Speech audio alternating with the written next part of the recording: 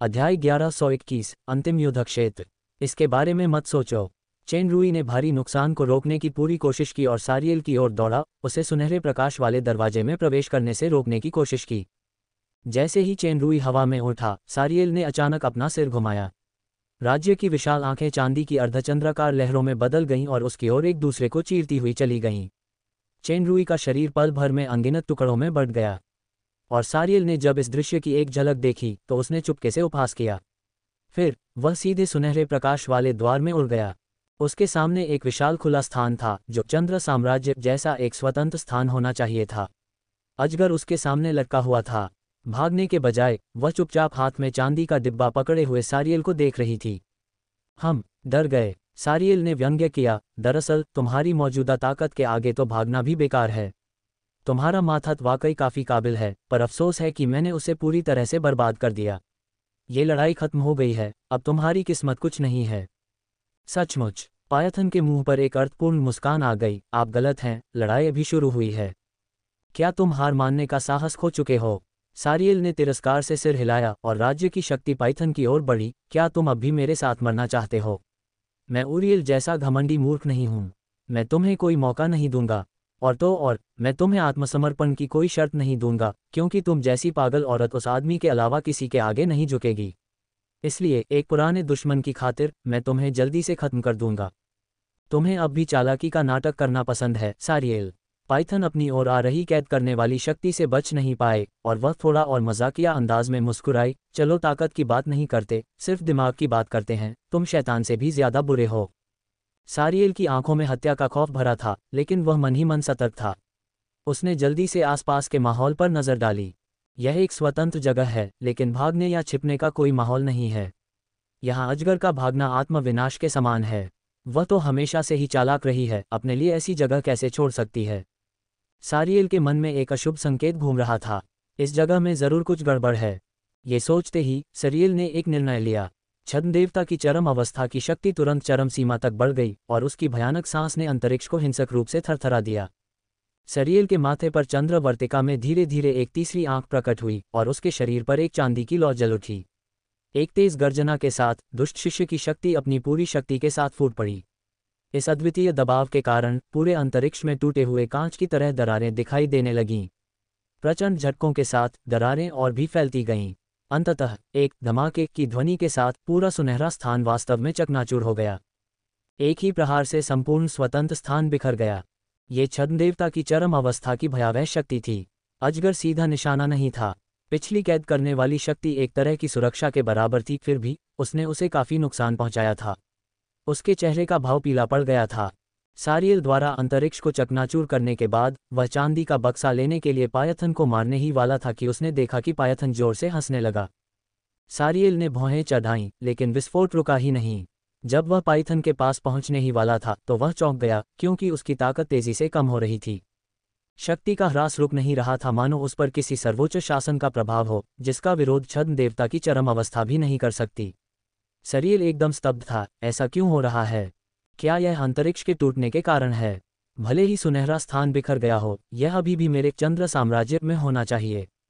नहीं, ये वास्तव में चंद्रमा साम्राज्य नहीं है। सारियल ने भयभीत होकर चारों ओर देखा। ये कौन सी जगह है?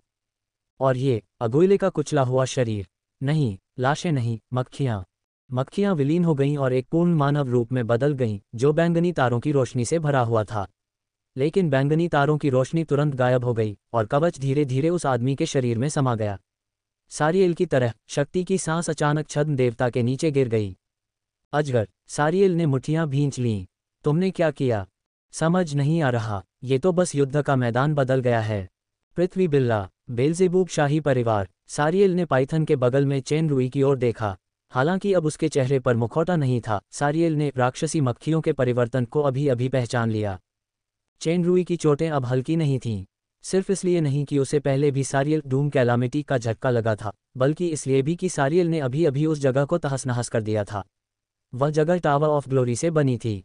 टावर ऑफ ग्लोरी में राज्य विलय की क्षमता थी, जिससे राज्य को मिलाकर एक विशेष जीवन स्थान बनाया जा सकता था।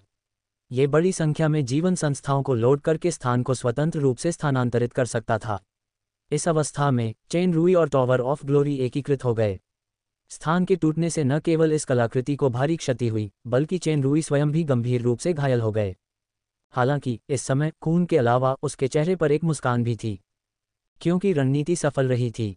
ये ज्वार को मोड़ने की कुंजी होगी। सच्चाई तुम्हारी सोच से कहीं ज्यादा दिलचस्प होगी। पायथन ने गहरी सांस ली और उसके शरीर में शक्ति तेजी से प्रवाहित होने लगी। एक हल्की काली गैस उसके शरीर के चारों ओर घूम रही थी। तेजी से हो रहे क्षरण ने कैद की शक्ति को बहुत कम कर दिया था, लेकिन तुम्हें फिर कभी कई सच्चाइयों को छूने का मौका नहीं मिलेगा, क्योंकि यहीं तुम्हें दफनाया जाएगा। कोई शर्म नहीं, सारियल ने ठंडे स्वर में कहा। तुम्हें लगता है कि तुम मुझे इस जाल से बेवकूफ बना सकते हो। छद्म देवता का एक मध्यवर्ती चरण और छद्म देवता का एक प्रारंभिक चरण, मुझे बस अपनी उंगली हिलाने की जरूरत है। दुर्भाग्यवश, चेन रुई ने कहा, अब कोई छद्म ईश्वर नहीं है, केवल अर्ध ईश्वर है। देवता, सारियल ने चुपके से इधर उधर देखते हुए ठंडी सांस ली। अचानक उसे कुछ याद आया और वह चौंक गया। क्या ये जगह नामुमकिन है? आखिरकार तुम्हें इस पर ध्यान आया। तुम्हारी प्रतिक्रिया वाकई बहुत धीमी है। पायथन ने हल्के से हाथ हिलाया, जिससे कैद करने वाली ताकत का आखिरी निशान भी मिट गया। ये कैसे संभव है? सारियल का चेहरा अविश्वास से भरा था। ये जगह इतनी वर्जित जगह कैसे हो सकती है? तुम्हारे पास इतनी शक्ति कैसे हो सकती है? भयावह तैरती हुई भूमि। इसने छद्म ईश्वर से ऊपर की सभी शक्तियों को अस्वीकार कर दिया। सारियल को यकीन नहीं हो रहा था। एक खास दौर में, जब जादू सबसे कमजोर था, उसे भी इस जगह को खोलने के लिए बहुत मेहनत करनी पड़ी, और वह खोई हुई जमीन के सबसे बाहरी हिस्से तक ही पहुंच पाया। अभी 1 मिनट से भी कम समय में पायथन मुझे कोर के पास भयानक तैरती भूमि पर ले गया। यदि शैतान और मैं मिलकर भी काम करें तो भी हम ऐसा नहीं कर सकते। पायथन में ये क्षमता कब आए? यह मैं नहीं, वह है। पायथन ने चेन रुई की ओर देखा। सर ने तुम्हें पहले जानबूझकर रोका था, बस तुम्हें टावर ऑफ ग्लोरी में पहुंचाने के लिए। फिर वह अपनी विशेष क्षमता का इस्तेमाल करके तुम्हें यहां ले आया। दरअसल ये योजना अचूक नहीं मानी जाती, बस तुम बहुत मूर्ख हो। ये वास्तव में एक चाल के भीतर एक चाल थी। चांदी के डिब्बे का इस्तेमाल करके सारियल को टावर ऑफ ग्लोरी में सक्रिय रूप से प्रवेश करने के लिए फुसलाया। फिर चेन रुई ने साम्राज्य विलय का इस्तेमाल करके स्टार गेट में तुरंत प्रवेश किया और सारियल को अंतिम युद्ध क्षेत्र में पहुंचा दिया। दरअसल अभी का समय बेहद रोमांचक कहा जा सकता है। सारियल की प्रतिक्रिया बहुत तेज थी। जैसे ही उसे पता चला कि कुछ गड़बड़ है, उसने तुरंत फ्यूजन किंगडम स्पेस को तहस नहस कर दिया। अगर चेन रुई एक कदम पहले भयानक तैरते हुए देश में प्रवेश नहीं करता, तो उसकी सारी कोशिशें बेकार हो जातीं। अब उच्च कीमत चुकाने के बावजूद सारियल को अंततः भयानक तैरती भूमि पर लाया गया था। ये वही है। सारियल चौंका, फिर उसे एक और बात ने चौंकाया। आप उसे सर कहते हैं? आप इतने कमजोर और ताकतवर चूहे के आगे समर्पण करने को तैयार हैं?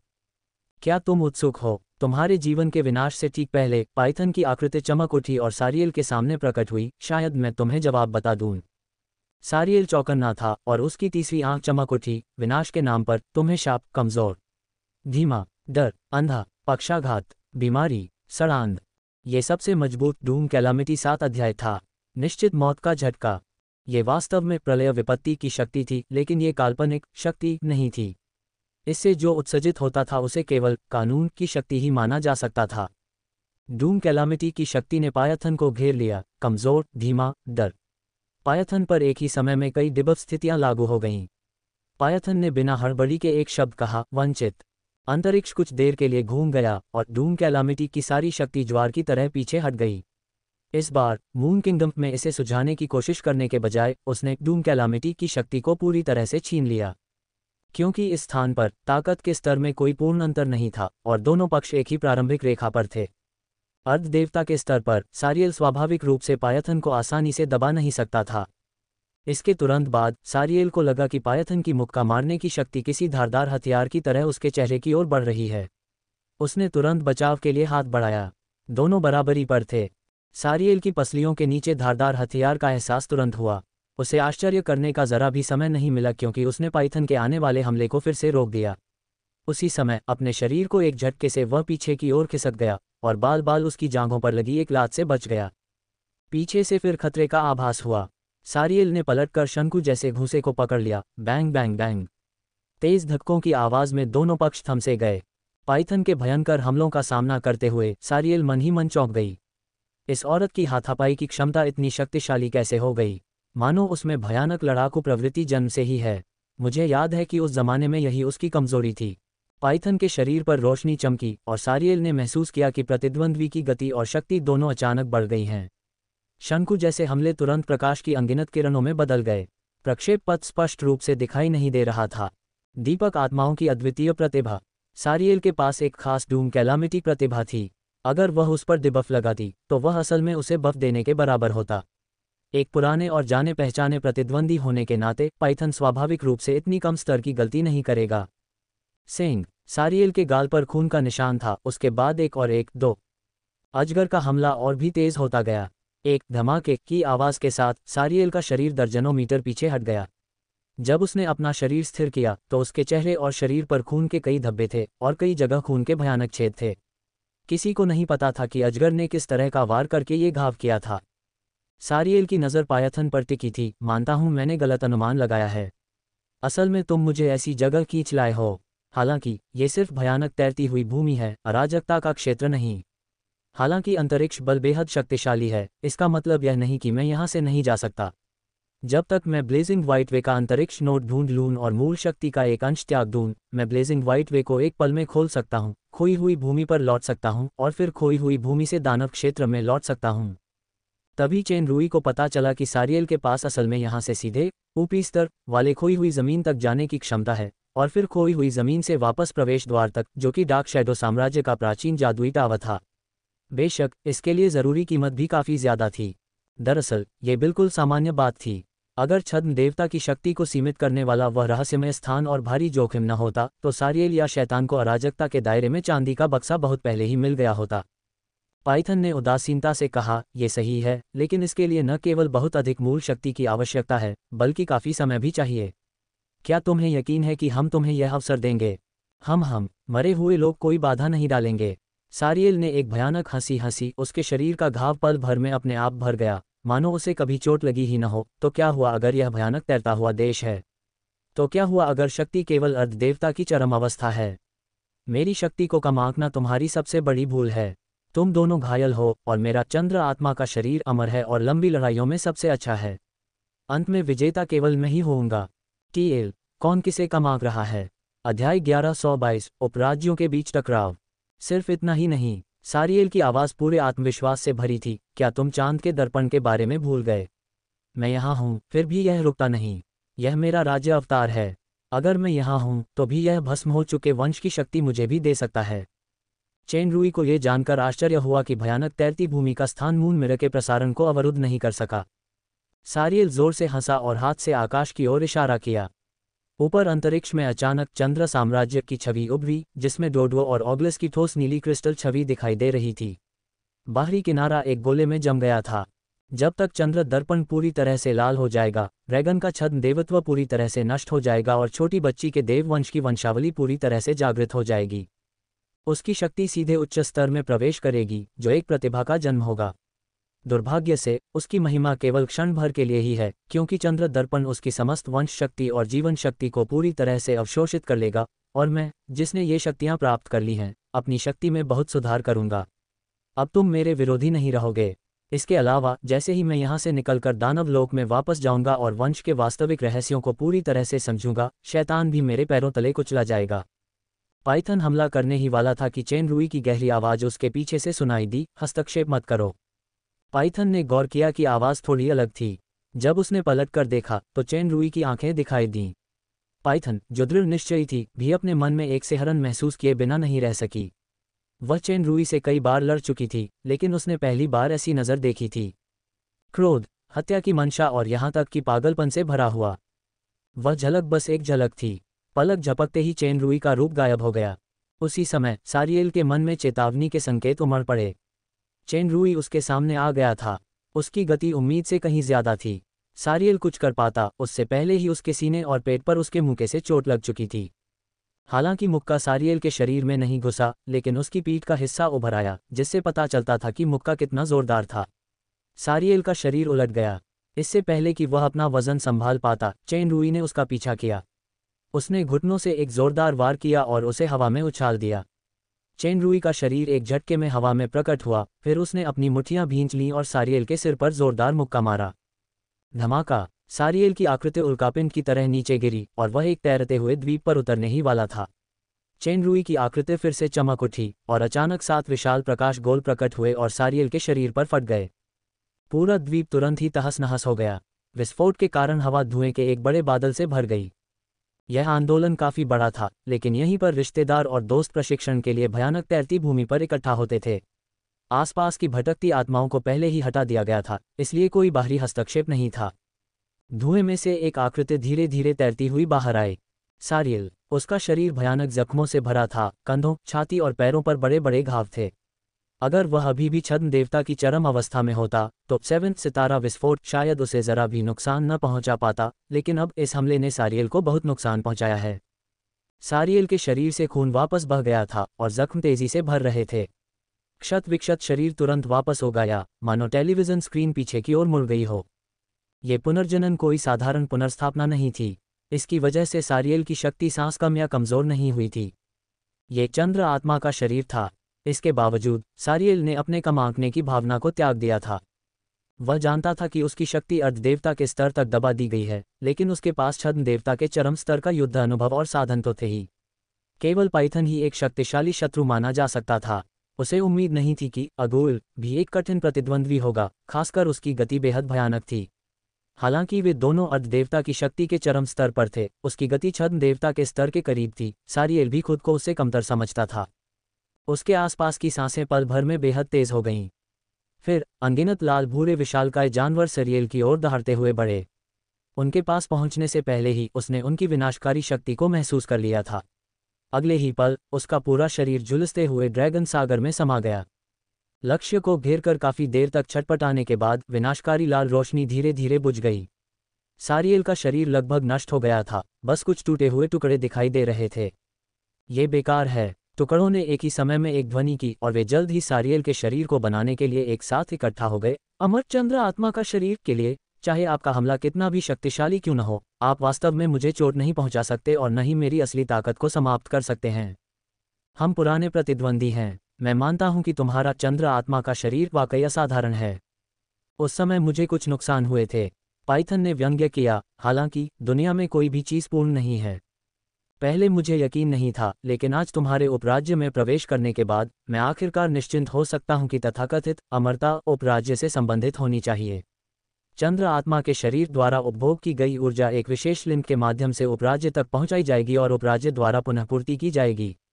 जहां तक छद्म देवता के राज्य का प्रश्न है, वह वास्तव में लगभग अनंत है, लेकिन जब तक तुम्हारा उपराज्य नष्ट है, तुम केवल ईश्वरत्व की सीमित शक्ति का ही उपभोग कर सकते हो।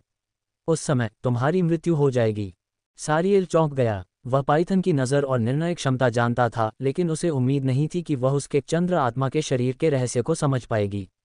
उसने तुरंत आकाश की छवि की ओर इशारा किया, तो क्या? चंद्र दर्पण सक्रिय हो गया है और भगवान के वंशजों का वंश जल्द ही पूरी तरह से मेरी शक्ति में परिवर्तित हो जाएगा।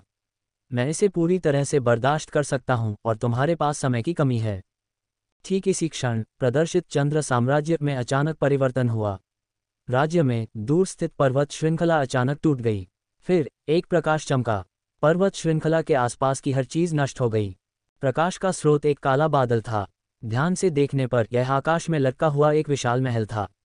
बाहरी आवरण चांदी की रोशनी से हल्की सी टिमटिमा रहा था, जिससे लोग एक साथ चौंक और अभिभूत महसूस कर रहे थे। यह क्या है? सारियल अचंभित रह गया। उसके मन में एक बुरा पूर्वाभास था। ये चीज चंद्र राज्य में कैसे घुस आए? विशाल महल धीरे धीरे हिल रहा था। सैकड़ों रोशनियां एक पंक्ति में चमक रही थीं। जहां भी रोशनी पड़ती, जमीन धंस जाती। पूरा राज्य रोशनियों में कांप रहा था। स्टार जहाज। ये चेन रूई की एक और घातक चाल थी। उसने सारियल को भयानक तैरते हुए देश में लाने से पहले पुस्तक संग्रह कक्ष के बाहर छिपे स्टारशिप को आदेश दिया। स्टारशिप मूल रूप से सिर्फ एक बैकअप था, लेकिन डोडुओ की स्थिति के बारे में जानने के बाद चेन रूई को पता था कि वह और सारियल पहले से ही जीवन और मृत्यु की लड़ाई में थे, इसलिए उसने स्टारशिप पर हमला करने का आदेश देने में संकोच नहीं किया। स्तर 5 की कीमिया सभ्यता के इस महानगरीय युद्धपोत ने आखिरकार पहली बार अपने नुकीले दांत दिखाए। इसने अजेय शक्ति के साथ सीधे पुस्तक संग्रह हॉल की चौथी मंजिल पर आक्रमण किया, रास्ते में आने वाले सभी रक्षात्मक जादुओं को ध्वस्त किया और चंद्र साम्राज्य के मुख्य स्थान में प्रवेश किया।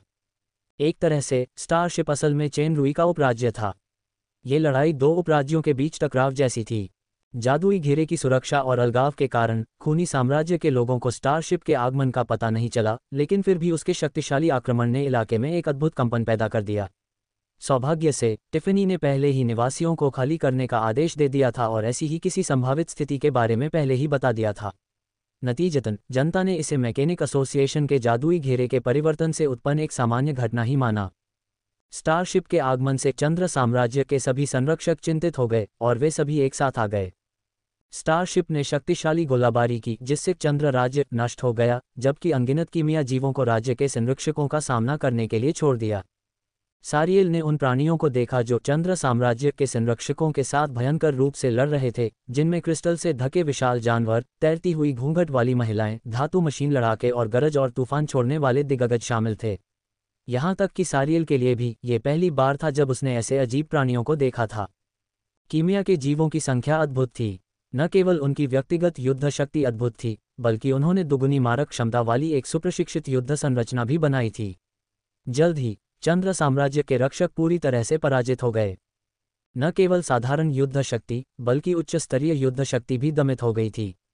विचित्र अति स्तरीय जीवों के अलावा कई शक्तिशाली ड्रैगन और कुछ असाधारण शक्ति वाले पुरुष और महिलाएं भी थीं, साथ ही एक प्यास जो कमजोरों को पकड़ने में माहिर था। सारियल का ध्यान सबसे ज्यादा दो महिलाओं ने खींचा। एक बैंगनी बालों वाली महिला जो एक आकर्षक वस्त्र, चश्मा, मुकुट, तारों से जगमगाता कवच और एक छड़ी पहने हुए थी। दूसरी काले बालों वाली महिला ने भी ऐसा ही कवच पहना हुआ था और उसका चेहरा घूंघट से ढका हुआ था। ये दोनों महिलाएं अकेले ही चंद्र साम्राज्य के 10 सबसे शक्तिशाली अर्धदेव रक्षकों का सामना करने में सक्षम थीं, जिनमें अर्धदेवताओं के 3 शिखर चरण भी शामिल थे। 2 बनाम 10 के साथ उनका पलड़ा अभी भी भारी था। 10 में से 2 लोग पहले ही गंभीर रूप से घायल हो चुके थे। ऐसा लग रहा था कि हार बस समय की बात है। स्टारशिप ने एक बार फिर एक चौंकाने वाली रोशनी उगली। इस रोशनी से कोई विस्फोट तो नहीं हुआ, लेकिन एक विशाल ब्लैक होल प्रकट हो गया। ब्लैक होल के आसपास की हर चीज उसमें समा गई, पहाड़, नदियां, जमीन। स्टारशिप के 3 मुख्य सिद्धांतों में से एक एनिहिलेट। धिक्कार है। सारियल को साफ साफ महसूस हुआ कि उपराज्य की शक्ति अचानक कम हो गई है और राज्य की अंतरिक्ष संरचना को भारी नुकसान पहुंचा है। अगर ऐसा ही चलता रहा तो यह चंद्र आत्मा के शरीर के उत्पादन को सहारा देने के लिए पर्याप्त नहीं होगा। सारियल ने अचानक पाया कि आसपास की जगह में अनगिनत काली रेखाएं थीं, जिनसे धुआं निकल रहा था, जिसने दूर से पूरे क्षेत्र को ढक दिया था। काली रेखाएं उसे किसी खतरनाक शगुन का संकेत दे रही थीं। वह कुछ देर तक उन्हें देखता रहा और उसकी आंखों में जलन भी महसूस हुई। अजगर का जहर। काले धुएं से पाइथन की भयावह हंसी आई। चिंता मत करो, मैं दखल नहीं दूंगा, बस तुम्हें भागने से रोकने के लिए। मैं भाग जाऊंगा, बेतुका। सारियल गुस्से से बोला, मेरे पास तो चांद का दर्पण तो है ही। अगर तुम पूरा चांद साम्राज्य भी नष्ट कर दो तो भी तुम रक्तवंश के जागरण और विनाश को नहीं रोक पाओगे। ऐसा कहते ही अनगिनत ब्लेड जैसी तेज क्यूई चारों ओर से टूट पड़ी। चेन रुई ने ऑरा ब्लेड को सक्रिय कर दिया था। इस बार सारियल ने चंद्र आत्मा के शरीर का इस्तेमाल सीधे तौर पर नहीं किया। उसके माथे पर मौजूद दुष्टपुतली से एक अजीब सी रोशनी निकली और जहां उसका शरीर था वह जगह अचानक पानी की लहरों की तरह विकृत हो गई। पानी की लहरें तेज क्यूई से अनगिनत टुकड़ों में कट गईं, लेकिन एक लहर के बाद वे फिर से ठीक हो गईं। इसके बजाय चेन रुई को किसी तरह का झटका लगा और उसके मुंह से खून बहने लगा। विचारहीन चंद्र जल जादू चक्र। पायथन की आवाज सुनाई दी। हाँ, भले ही मैं सबसे शक्तिशाली डूम कैलामिटी 7 चैप्टर को सक्रिय न कर पाऊं, फिर भी मेरे पास विचारहीन चंद्र जल जादू चक्र है। लहरों में सारियल की आवाज ने लहरों की परतें पैदा कर दी। ये वह परम कौशल है जो आक्रमण और रक्षा दोनों को एकीकृत करता है। जब मैं यहाँ स्थिर खड़ा हूँ तब भी तुम इसे तोड़ नहीं सकते। अब जबकि चंद्र दर्पण ने उस अजगर के छद्म देवत्व की शक्ति को अवशोषित करना शुरू कर दिया है, मैं चाहता हूं कि तुम देखो कि मैं कैसे धीरे धीरे ईश्वर के वंशजों के वंश को निगल जाता हूं। अध्याय 1123 चंद्र दर्पण। अजगर चिल्लाया, सर ध्यान दीजिए, ये सारियल के सबसे बड़े रहस्यों में से एक है। इस व्यू का एक विशेष नियम है जो न केवल हमले को अमान्य कर सकता है, बल्कि प्रत्येक हमला विनाश की विपत्ति की शक्ति से दूषित हो जाएगा, जिसके परिणामस्वरूप आत्मा और मन में तीव्र प्रतिघात होगा। दरअसल सारियल की आक्रमण शक्ति उन चरम अवस्था वाले छद्म देवताओं में से कोई खास नहीं थी, लेकिन उसकी रक्षा शक्ति सर्वश्रेष्ठ में से एक थी। पाइथन भी अपनी जहरीली शक्ति से ही इस विचारहीन चंद्र जल जादू चक्र को धीरे धीरे नष्ट और फोड़ सकता था, जो बहुत समय लेने वाला था। इसके अलावा अब इस अवस्था में शक्ति को सक्रिय करना असंभव था। सिर्फ कानूनी शक्ति का इस्तेमाल करने से और समय लगेगा, और ऑगलस और डोडुओ को बचाने में निश्चित रूप से बहुत देर हो जाएगी। चेन रुई ने फिर से एक विनाशकारी आभा प्रहार किया। बिखरी हुई पानी की लहरें फिर से सारियल के शरीर पर लौट आईं। ये पूरी तरह से बेअसर था। चेन रुई का शरीर फिर से कांप उठा और पिछले घाव फूट गए। ये स्पष्ट रूप से प्रलय विपत्ति की शक्ति के प्रतिक्षेप के कारण हुआ था। जिद्दी बेवकूफ, सारियल ने गर्व से कहा, चाहे तुम्हारी तलवार कितनी भी तेज क्यों न हो, वह पानी में चंद्रमा को नहीं काट सकती, ये केवल तुम्हें ही चोट पहुंचाएगी। अपनी बात पूरी करने से पहले ही सारियल के बगल में एक ब्लैक होल प्रकट हुआ। इस ब्लैक होल में एक शक्तिशाली भक्षण शक्ति थी। ये स्टारशिप के 3 मुख्य सिद्धांतों में से एक एनिहिलेट के समान था। ये चेन रूई का स्टार डिवोरिंग कौशल था। ब्लैक होल की शक्ति के सामने जो सब कुछ निगल सकती थी, विचारहीन चंद्र जल जादू चक्र अप्रभावित प्रतीत हुआ। तुम अभी भी नहीं समझे। विचारहीन चंद्र जल जादू चक्र में विचारहीनता की शक्ति है। इसमें केवल आत्मा है। चाहे आप किसी भी प्रकार का आक्रमण करें, ये वास्तविक क्षति नहीं पहुंचा सकता। सारियल के शब्द वास्तव में एक प्रकार की मनोवैज्ञानिक युक्ति थे। अर्ध देवता के चरम स्तर पर वह मन ही मन चेन रूई और पायथन दोनों की आक्रमण शक्ति से भयभीत था, खासकर इसलिए क्योंकि उसका उपराज्य विनाश के कगार पर था। चंद्र आत्मा का शरीर अब पहले की तरह अनंत उपभोग नहीं कर सकता था, इसलिए उसने विचारहीन चंद्र जल जादू चक्र को सक्रिय कर दिया। विचारहीन चंद्र जल जादू चक्र का मुख्य कार्य रक्षा करना था। सारियल ने रक्षात्मक रुख सिर्फ समय को टालने के लिए अपनाया था। सबसे पहले उसने चंद्र दर्पण का इस्तेमाल रक्तरेखा को निगलने के लिए किया। दूसरा, प्रतिद्वंद्वी को परेशान करने के लिए, फिर वापस लड़ने के लिए जगह ढूंढने के लिए। जब तक वह सिर्फ एक दुश्मन को मार देता, बाकी बहुत आसान हो जाता। बेशक इन शब्दों का असर हुआ। चेन रूई ने अधीरता से एक जोरदार हमला किया। न सिर्फ वह विचारहीन चंद्र जल जादू चक्र की शक्ति को भेदने में नाकाम रहा, बल्कि प्रलय विपत्ति की शक्ति के आघात से उसकी चोट और भी गंभीर होती गई। सारियल की मुस्कान और भी गहरी हो गई। अचानक सारियल के चेहरे पर मुस्कान जम गई। उसका चेहरा अविश्वास से भरा हुआ था। उसने पानी की लहरों में एक अजीब प्रतिबिंब देखा। एक विशाल आंख से बुरी रोशनी निकल रही थी, जैसे पानी में चांद का प्रतिबिंब पड़ रहा हो। दुष्ट शिष्य सारियल की शक्तिशाली प्रतिभाओं में से एक विचारहीन चंद्र जल जादू सकल की मुख्य शक्ति भी थी। सारियल चौंक गया। उसके चौंकने का कारण यह था कि प्रतिबिंबित दुष्ट शिष्य उसका नहीं, बल्कि अगाइल का था। अगुइले को मेरे दुष्ट शिष्य की शक्ति कैसे मिल सकती है? क्या यह आदमी क्या उसे शैतान ने नहीं मारा था?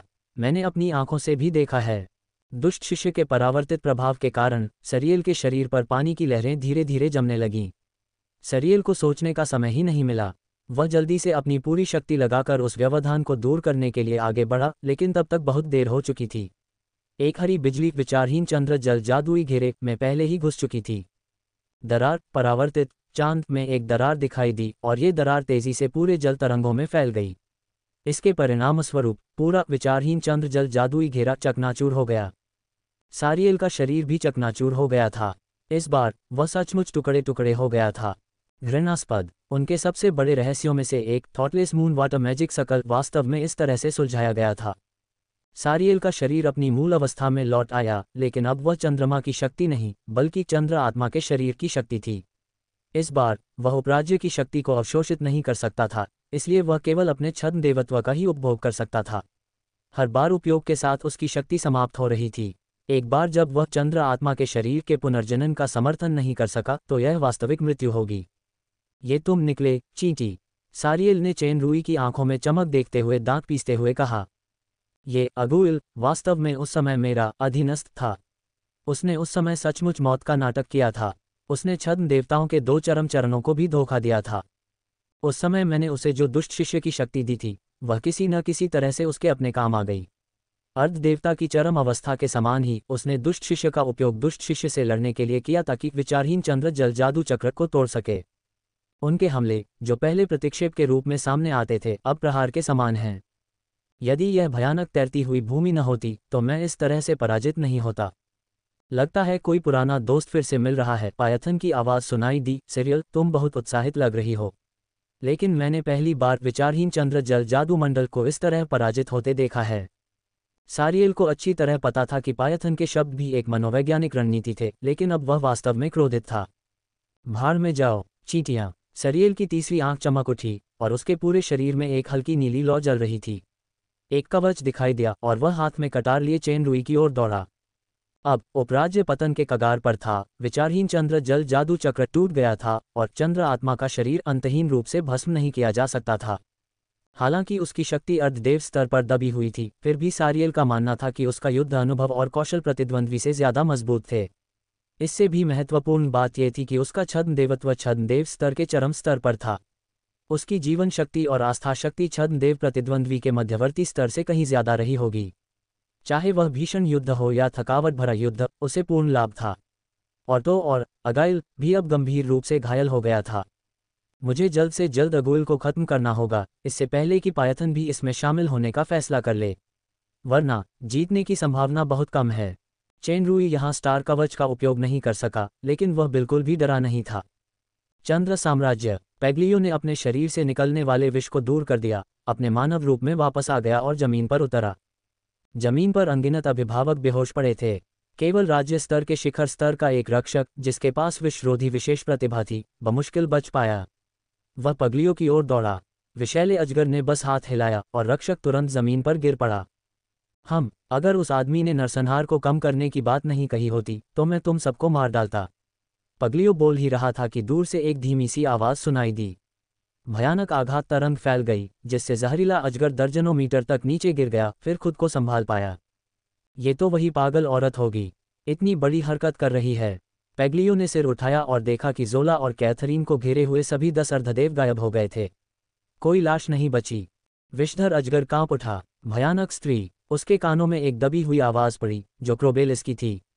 जहरीला अजगर तेजी से उसके पास आया। क्रोबेलिस के सामने एक नीली पारदर्शी क्रिस्टल बॉल थी और बीच में ऑगलिस की आकृति थी, जो डोडो को अपनी बाहों में पकड़े हुए थी। पगलियो ने बिना किसी हिचकिचाहट के उस पर मुक्का मारा। इस मुक्के में जहरीली जहर भरी ताकत थी। इस क्रिस्टल की तो बात ही छोड़िए, सबसे मजबूत धातु भी। पगलियो को पूरा भरोसा था कि वह उसे तोड़कर डोडो और ऑगलिस को बचा लेगा। जैसे ही मुक्का मारा गया, पगलियो को जोरदार झटका लगा और उसका शरीर दूर जा गिरा। वह जमीन पर गिर पड़ा और उसके मुंह के कोने से हरा खून बह रहा था। धिक्कार है। पगलियो ने अपने मुंह के कोने से खून पोंछा। पता चला कि क्रिस्टल बॉल एक शीशे की तरह थी, जो उसके हमले को जहर की शक्ति सहित पूरी तरह से प्रतिबिंबित कर रही थी, जबकि क्रिस्टल बॉल खुद बरकरार थी। डोडो। कैथरीन, जिसने जोला के साथ अर्धदेव संरक्षकों को हराया था, तुरंत एक ज्वाला में बदल गई और सीधे क्रिस्टल बॉल की ओर बढ़ी। 1 मिनट रुको, कैथरीन, पेग्लियो ने जल्दी से कहा। लेकिन बहुत देर हो चुकी थी। कैथरीन, जो आग में बदल गई थी, उसी तरह से प्रतिबिंबित हुई। भारी झटके के कारण वह पूरी तरह से दूर जा गिरी। बगल में लालारिया भारी सांस लेते हुए खड़ी हो गई। उसका चेहरा खून से लथपथ था और उसकी नज़र क्रिस्टल बॉल पर टिकी हुई थी। जाहिर है, क्रिस्टल बॉल पर लगातार हमलों की वजह से उसे बहुत जोरदार झटका लगा था। लालारिया। ओलिफियस, जिसने उसकी प्रतिद्वंद्वी को खत्म कर दिया था, उड़कर आया। डैडी और डोडो को क्या हुआ? वहां मत जाओ, वह क्रिस्टल बॉल सभी हमलों को परास्त कर सकती है, लालारिया हौंफते हुए बोली। कैथरीन चीखी और उसके पूरे शरीर में काली लपटें जलने लगीं। जैसे ही उसकी स्टार पावर ऊपर उठी, वह फिर से ऊपर की ओर दौड़ी, लेकिन फिर भी कोई फायदा नहीं हुआ। क्योंकि इस वार की ताकत पिछले वार से कहीं ज्यादा थी, इसलिए परावर्तन की शक्ति और भी ज्यादा तेज थी। कैथरीन का खून तेजी से बहने लगा। उसके शरीर पर लगे स्टार कवच में दरारें पड़ गईं। उसे बहुत नुकसान पहुंचा था। जोला, जो हवा में थी, ने ये दृश्य देखा और वह पलक झपकते ही कैथरीन के पास आ गई। जोला, ऐसा मत करो, कैथरीन ने खून का एक और कौर निगलते हुए जोर से कहा। जोला की आक्रमण शक्ति तुरंत उपचार शक्ति में बदल गई। उसके हाथ के एक झटके से शीतल जल तत्व के उतार चढ़ाव ने पूरे क्षेत्र को ढक लिया। कैथरीन, पेग्लियो और क्रोबेलिस की चोटें कुछ हद तक ठीक हो गईं। केवल काला अजगर, लालारिया, जादुई उपचार प्राप्त नहीं कर सका। ये चीज लाल होने लगी है। ओलिफियस ने चंद दर्पण की ओर इशारा करते हुए कहा। मुझे लग रहा है कि कुछ बुरा होने वाला है। लालारिया ने खुद को संभाला और क्रिस्टल बॉल की ओर लड़खड़ाते हुए बढ़ी। लालारिया, बूढ़े आदमी। लालारिया का शरीर चकाचौंध भरी रोशनी से जल रहा था। उसका फिगर एक चपटी लोली से एक हॉट औरत में बदल गया था। तुमने जायदाद हमें नहीं सौंपी, ऐसे ही मरने के बारे में मत सोचो। इससे पहले कि वह अपनी पूरी ताकत लगा पाती, लालारिया कांप उठी। पीछे से किसी शक्ति ने उस पर हमला किया और वह जमीन पर गिर पड़ी। ओलिफियस जल्दी से आगे बढ़ा और लालारिया को थाम लिया, जो वापस चपटी छाती वाली लोली के रूप में आ गई थी। जोला, तुम क्या कर रही हो? पता चला कि यह परी ड्रैगन था जिसने लालारिया को मार गिराया था। जल्दबाजी मत करो, लालारिया। अगर तुम अपनी जिंदगी भी बर्बाद कर दोगी तो भी यह बस व्यर्थ की मेहनत है। परी ड्रैगन ने भौहें चढ़ाईं। ये चीज, जिसे चांद का दर्पण कहते हैं, एक कलाकृति है। चंद्र दर्पण। तत्व देवी मुकुट की किसी चेतना ने अभी अभी मुझे बताया। जोला ने अपने सिर के ऊपर मुकुट की ओर इशारा करते हुए कहा। ये कलाकृति स्वामी के राज्य के साथ एकीकृत है। यह एक हद तक विभिन्न प्रकार के आक्रमणों को परास्त कर सकती है। स्वामी सारियल है। चूंकि हमारी शक्ति सारियल से बहुत दूर है, इसलिए हम पूरी ताकत लगाकर भी चंद्र दर्पण को नहीं भेद सकते। पिताजी, ओलिफियस कांप उठी और उसकी आंखें अचानक लाल हो गईं। सुश्री ब्लैक ड्रैगन आमतौर पर निर्दयी थी और कभी कभी झूठी बातें भी बताती थीं, लेकिन असल में वह अपने रिश्तेदारों को अपने मन में बहुत संजोती थीं। अब जबकि पिता ड्रैगन सम्राट का जीवन और मृत्यु अनिश्चित थी, वह बेहद घबरा गई थीं। क्या कोई और रास्ता है? कैथरीन ने अपनी जमी हुई बेटी को देखते हुए अपनी मुट्ठियां भींच लीं। अगर हम मून मिरर की सुरक्षा को नहीं तोड़ सकते तो सिर्फ एक ही रास्ता है, कलाकृति के मालिक को मार डालना।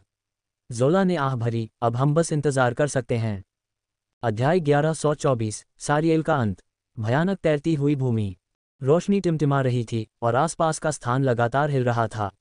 अगर अजगर की जहरीली शक्ति का संरक्षण न होता तो ये हलचल कम से कम दर्जनों गुना ज्यादा तेज होती। उनमें से दो आकृतियां भयंकर रूप से लड़ रही थीं। जैसे जैसे सारियल लड़ता गया, उसका डर और बढ़ता गया, क्योंकि अगाइल की राज्य शक्ति लगभग अनंत थी। अब तक उसकी शक्ति जरा भी कम नहीं हुई थी। वह उसकी छद्म देवत्व शक्ति से जरा भी कम नहीं थी। जब उसका ध्यान भटका तब तक अगुइले उसके पास पहुंच चुका था। उसने सरियल द्वारा कंधे पर मारी गई कटार को नजरअंदाज कर दिया और सीधे सरियल की छाती पर घूंसा मार दिया। फिर से, ये पागल! सारियल ने चुपके से दांत पीस लिए।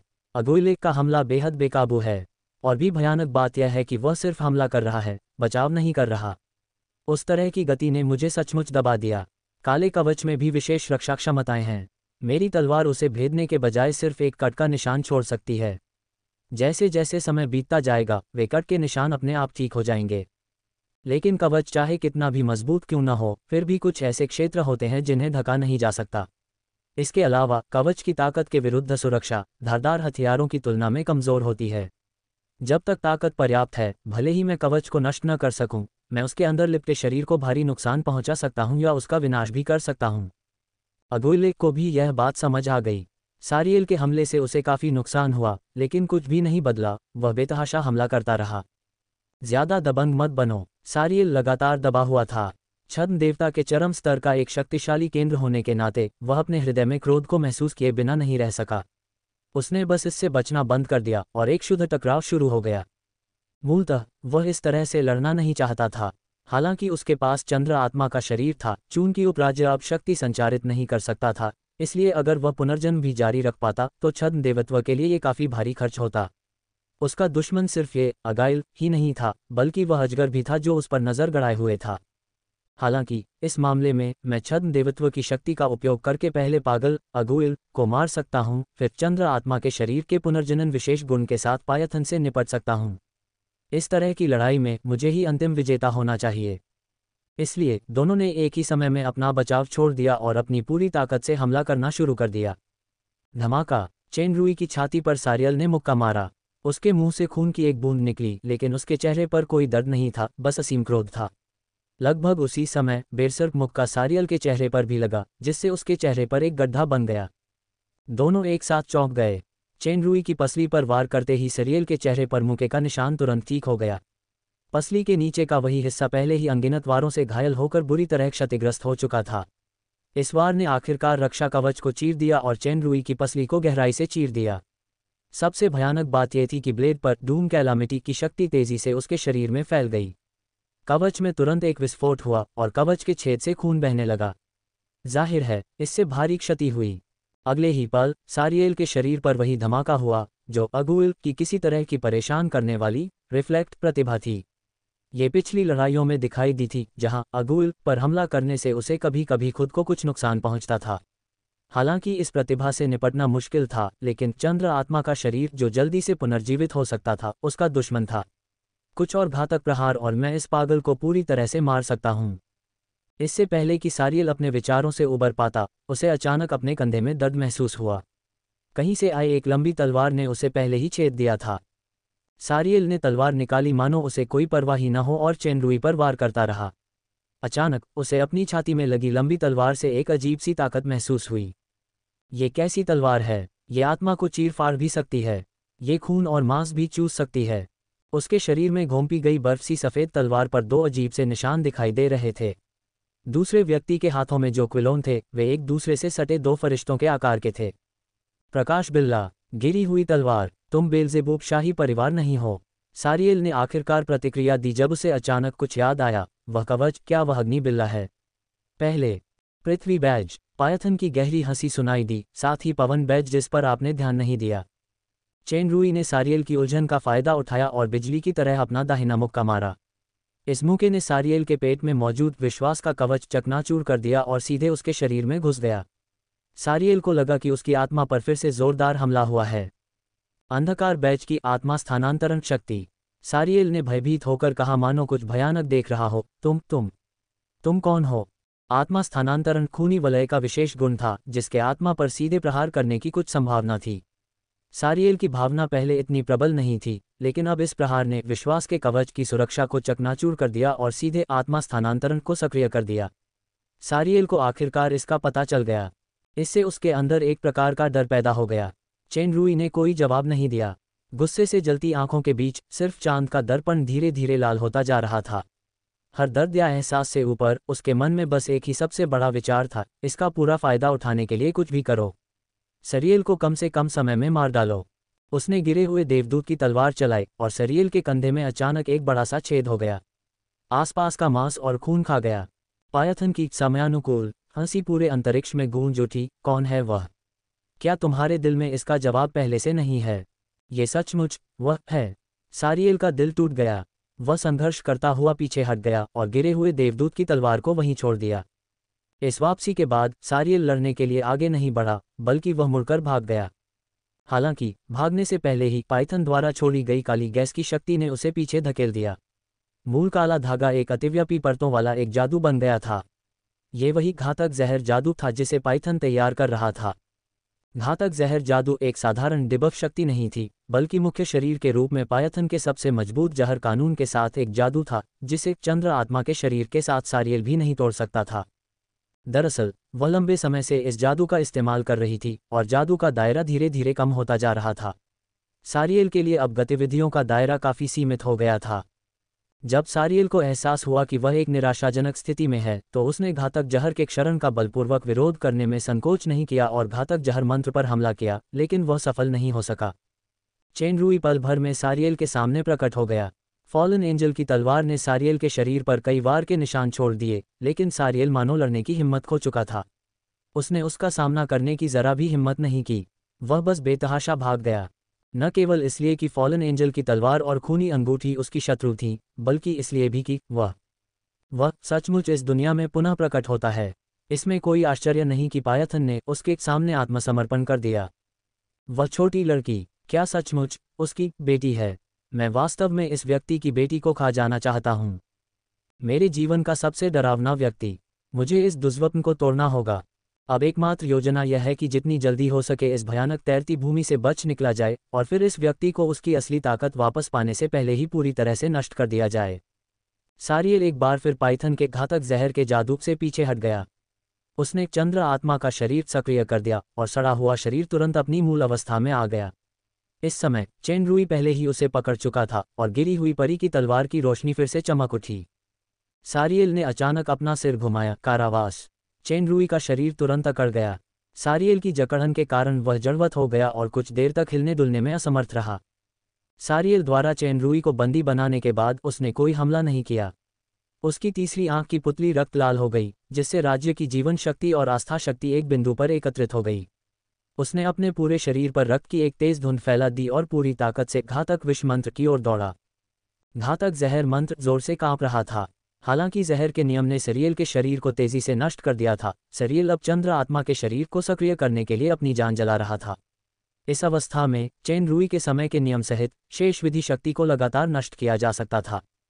सारियल के शरीर के पुनर्जनन की गति जहर से होने वाले क्षरण से भी ज्यादा हो गई थी। पूरे प्रभाव के प्रभाव में घातक जहर जादू में अंततः एक छेद हो ही गया। उसी समय चेन रूई के आसपास मंडरा रही भारी मात्रा में काली गैस भी तेजी से अपनी भूमिका निभा रही थी। पाइथन के जहर की मदद से सारियल का बंदीगृह तेजी से कमजोर हो गया। चेन रूई ने संघर्ष किया और आखिरकार आज़ाद हो गया। जिस क्षण चेन रूई मुक्त हुआ, सारियल ने घातक विष जादू को तोड़ने की पूरी कोशिश की और तेजी से बाहर उड़ गया। चेन रूई का शरीर अचानक हर तरह की रोशनी से चमक उठा। यह पाइथन ही था जिसने लैम्प स्पिरिट्स की बफ प्रतिभा का इस्तेमाल किया था। उसने ब्रीज शैडो बूट्स की चमक को सक्रिय किया। एक चमक के साथ वह सारियल से आगे निकल गया और उसके सामने रुक गया। सारियल को कई नुकसानों से जूझना पड़ा, आखिरकार वह पायथन के घातक जहर के जादू से बच निकला।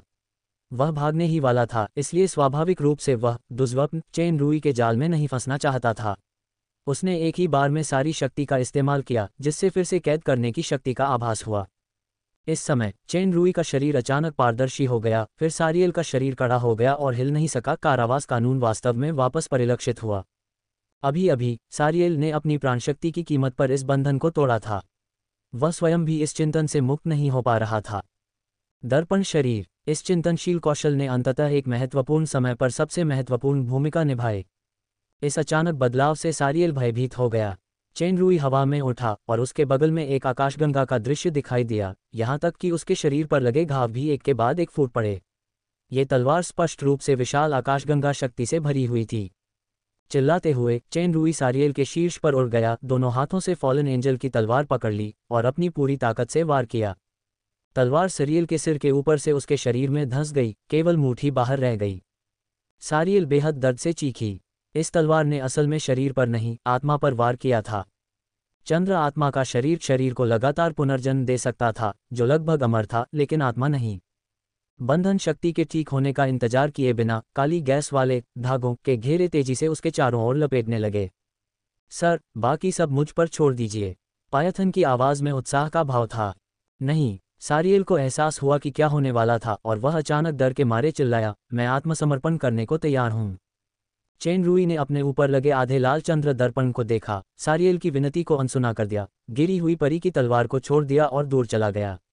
मेरी जान बख्श दो, लू। उसके शब्द पूरे होने से पहले कोई आवाज नहीं आई। इस समय धागों ने परतों में एक बड़ा काला कोकून बना लिया था, जिसने गिरी हुई परी की तलवार के साथ सारियल को पूरी तरह से लपेट लिया था। कोकून से एक तेज रोशनी निकल रही थी। कोकून लगातार कांप रहा था और बीच बीच में नीले और रक्त रंग की रोशनी से फट रहा था, लेकिन बार बार उलझे काले धागे उस दरार को बार बार भर रहे थे। धीरे धीरे रोशनी की चमक धीमी पड़ने लगी। कुछ देर तक कभी कभी तेज चमकने के बाद अंततः वह पूरी तरह बुझ गई। आकाश में दृश्य धीरे धीरे धुंधला होता गया। जैसे ही चेन रूई ने ऊपर देखा, उसने देखा कि चांद का दर्पण टूटने लगा था और फिर दृश्य पूरी तरह से गायब हो गया। टीएल लू, अगर वह सचमुच वही था जो वे सोचते थे, तो क्या पूरी ताकत हासिल करने के बाद भी वह चेन रूई ही रहेगा? अध्याय 1125 बेबी फॉरएवर। चंद साम्राज्य। चांद के दर्पण का 3/4 हिस्सा लाल हो गया था। उसमें ऑगलिस की आकृति पतली होने लगी थी, जबकि डोडुओ के पीछे के छोटे छोटे पंख चमकने लगे थे और तेजी से बढ़ने लगे थे। ओलिफियस को भी लगा कि कुछ गड़बड़ है। इसी समय लाल रंग अचानक तेजी से फीका पड़ने लगा। ऑगलिस का शरीर धीरे धीरे ठीक हो गया और डोडुओ के पंख बढ़ने बंद हो गए। दरार। जिस क्षण लाल रंग फीका पड़ा, चंद्र दर्पण में एक दरार दिखाई दी और तेजी से फैल गई। अंततः पूरा चंद्र दर्पण ही चकनाचूर हो गया। ऑगलिस का शरीर जमीन पर गिर पड़ा, डोडुओ अभी भी उसकी बाहों में था। दोनों बेहोश लग रहे थे, लेकिन सभी देख सकते थे कि उनकी जान को कोई खतरा नहीं था। सभी ने राहत की सांस ली। हवा में एक हल्का नीला प्रकाश वाला दरवाजा दिखाई दिया और एक परिचित आकृति सभी के सामने प्रकट हुई। चेन रूई ने राहत की लंबी सांस ली जब उसने देखा कि ऑगलिस और डोडुओ पहली नज़र में खतरे से बाहर हैं। उसका तनावग्रस्त शरीर अचानक ढीला पड़ गया और वह अस्थिर होकर जमीन पर गिर पड़ा। इस समय चेन रूई पर क्रोध राजा कवच हटा दिया गया था, जिससे घने भयानक निशान दिखाई दे रहे थे। बॉस। पास खड़े ओलिफियस ने अपने जख्म को डर से देखा। लालारिया का मुंह हिला, पर उसने कोई आवाज नहीं निकाली। जोला तेजी से उड़कर आए और चेन रूई को व्यथित चेहरे के साथ थाम लिया। इसाबेला ने कैथरीन को डोडुओ को उठाने में मदद की। क्या डोडुओ ठीक है? कैथरीन ने अपनी गोद में लेटी बच्ची को देखा। उसकी सांसें सामान्य थीं और चेहरे के भाव गुलाबी थे, लेकिन कोई गंभीर बात नहीं थी। उसे शायद होश में आने में ज्यादा समय नहीं लगेगा, वह ठीक है। सर ऑगलिस के बारे में क्या? इस समय ओलिफियस ऑगलिस को अपने कंधों पर उठा चुकी थी। लालारिया ने चेन रूई द्वारा डाली गई औषधि का एक घूंट लिया। बूढ़ा मरेगा नहीं। मैं अभी भी विरासत के बारे में सोच रही थी। कितने अफसोस की बात है। चपटी छाती वाली लोली का मुंह बहुत ही कठोर था। वह उस दृश्य को पूरी तरह से भूल गई जहां उसने मून मिरर पर हमला करने के लिए अपनी जान दे दी थी। ऑगलिस की हालत डोडुओ से कहीं ज्यादा खराब थी। उसकी सांसें कमजोर हो रही थीं। ऐसा चंद्र दर्पण की शक्ति के तहत छद्म देवत्व के अत्यधिक सेवन के कारण होना चाहिए था, लेकिन अब चंद्र दर्पण टूट चुका था। छद्म देवता और ड्रैगन जैसी शारीरिक बनावट के साथ उसका ठीक होना बस समय की बात थी। विरासत। सुश्री ब्लैक ड्रैगन के कान खड़े हो गए, फिर उन्हें एहसास हुआ कि यह उनके अपने पिता थे, इसलिए उन्होंने अपना ध्यान अपने बगल में बैठे पगलियों की ओर लगाया। मास्टर पॉइजन ड्रैगन के रोंगटे खड़े हो गए। तुम मुझे क्यों देख रहे हो? मैं तुम्हें अपनी विरासत नहीं दूंगा। वाह, तुम्हें ही विरासत छोड़नी चाहिए। लगता है सर अंकल ने सब कुछ दांव पर लगा दिया है। रोमन ने अपने चेहरे पर लगा खून पोंछा। लेकिन तुम लोग तो कमाल हो। तुम सब ने मिलकर सारियल को मार डाला। हे, डोडुओ और ऑगलस के सुरक्षित होने की पुष्टि के बाद चेन रूई उस भयंकर लड़ाई से बच निकला था। उसे लगा कि उसके सारे घाव कराह रहे हैं। एक हल्की सी मुस्कान घावों को और भी बदतर बना देती, जिससे असहनीय दर्द होता। आखिरकार सारियल को मारने वाला मैं नहीं था, वह वही थी। चेन रूई का शरीर चमक उठा और सभी के सामने एक काली आकृति प्रकट हुई। ये काली आकृति एक विशाल गोल कोकून थी जो अनगिनत काले रेशमी धागों से लिपटी हुई थी और जिसमें से अत्यंत भयानक सांस निकल रही थी। आप भयानक के बारे में बात कर रहे हैं? पेग्लियो ने काला कोकून प्रकट होने से पहले आधा वाक्य कहा, लेकिन अब उसने तुरंत अपने शब्द बदल दिए। ओह, क्या ये सुश्री पायथन है? हाँ, सारियल को उसने निगल लिया था। चेन रूई ने अपनी स्थिति स्थिर करने के लिए गुप्त रूप से स्टार पावर का संचार किया। उसके सिर के ऊपर कांटों का मुकुट प्रकट हुआ। उसने दिव्य उपचार सक्रिय किया और सभी की चोटें तेजी से ठीक होने लगीं। इस समय काले कोकून से अनगिनत धागे निकलकर हवा में फैल गए। पूरे चंद्र राज्य का प्रकाश मंद पड़ गया। राज्य के सभी संरक्षक, श्रद्धालु और दृश्य काले रंग की एक परत से ढक गए, जिससे हल्का हल्का भयानक धुआं निकल रहा था। लगता है अजगर ने सिर्फ सारियल को ही नहीं, बल्कि इस राज्य को भी निगल लिया है। चेन रूई ने कंधे उचकाए और कीमिया जीवों को आदेश दिया। कीमिया जीव एक एक करके स्टारशिप की ओर लौट आए। इस बार घात बहुत अचानक हुआ था। जोला, कैथरीन और अन्य की ताकत के चलते कीमिया सेना का नुकसान बहुत कम था। सैनिकों को वापस बुलाने के बाद स्टारशिप तेजी से उड़ गया। विशाल शरीर धीरे धीरे धुंधला होता गया। यह आत्म छिपाव का एक कार्य था। प्रकाश और छाया जैसे पर्यावरणीय कारकों के साथ मिलकर यह एक भ्रम भी पैदा कर सकता था और अदृश्यता का प्रभाव प्राप्त कर सकता था। कुछ समय बाद वह काला कोकून पूरे राज्य में पूरी तरह समा गया। उस विचित्र शक्ति के प्रभाव में विश्वासी और संरक्षक धीरे धीरे सो जाने लगे। उसने तो लोगों के साथ साथ राज्य भी निगल लिया। बेशक वो एक भयानक औरत है, जोला से भी बदतर। वो तो सचमुच पागल औरत है। पायथन द्वारा प्रताड़ित किए जाने की दुखद स्थिति के बारे में सोचकर पगलियों से हर उठा और उसने झट से शाबाशी देते हुए कहा, मिस पायथन से जैसी उम्मीद थी।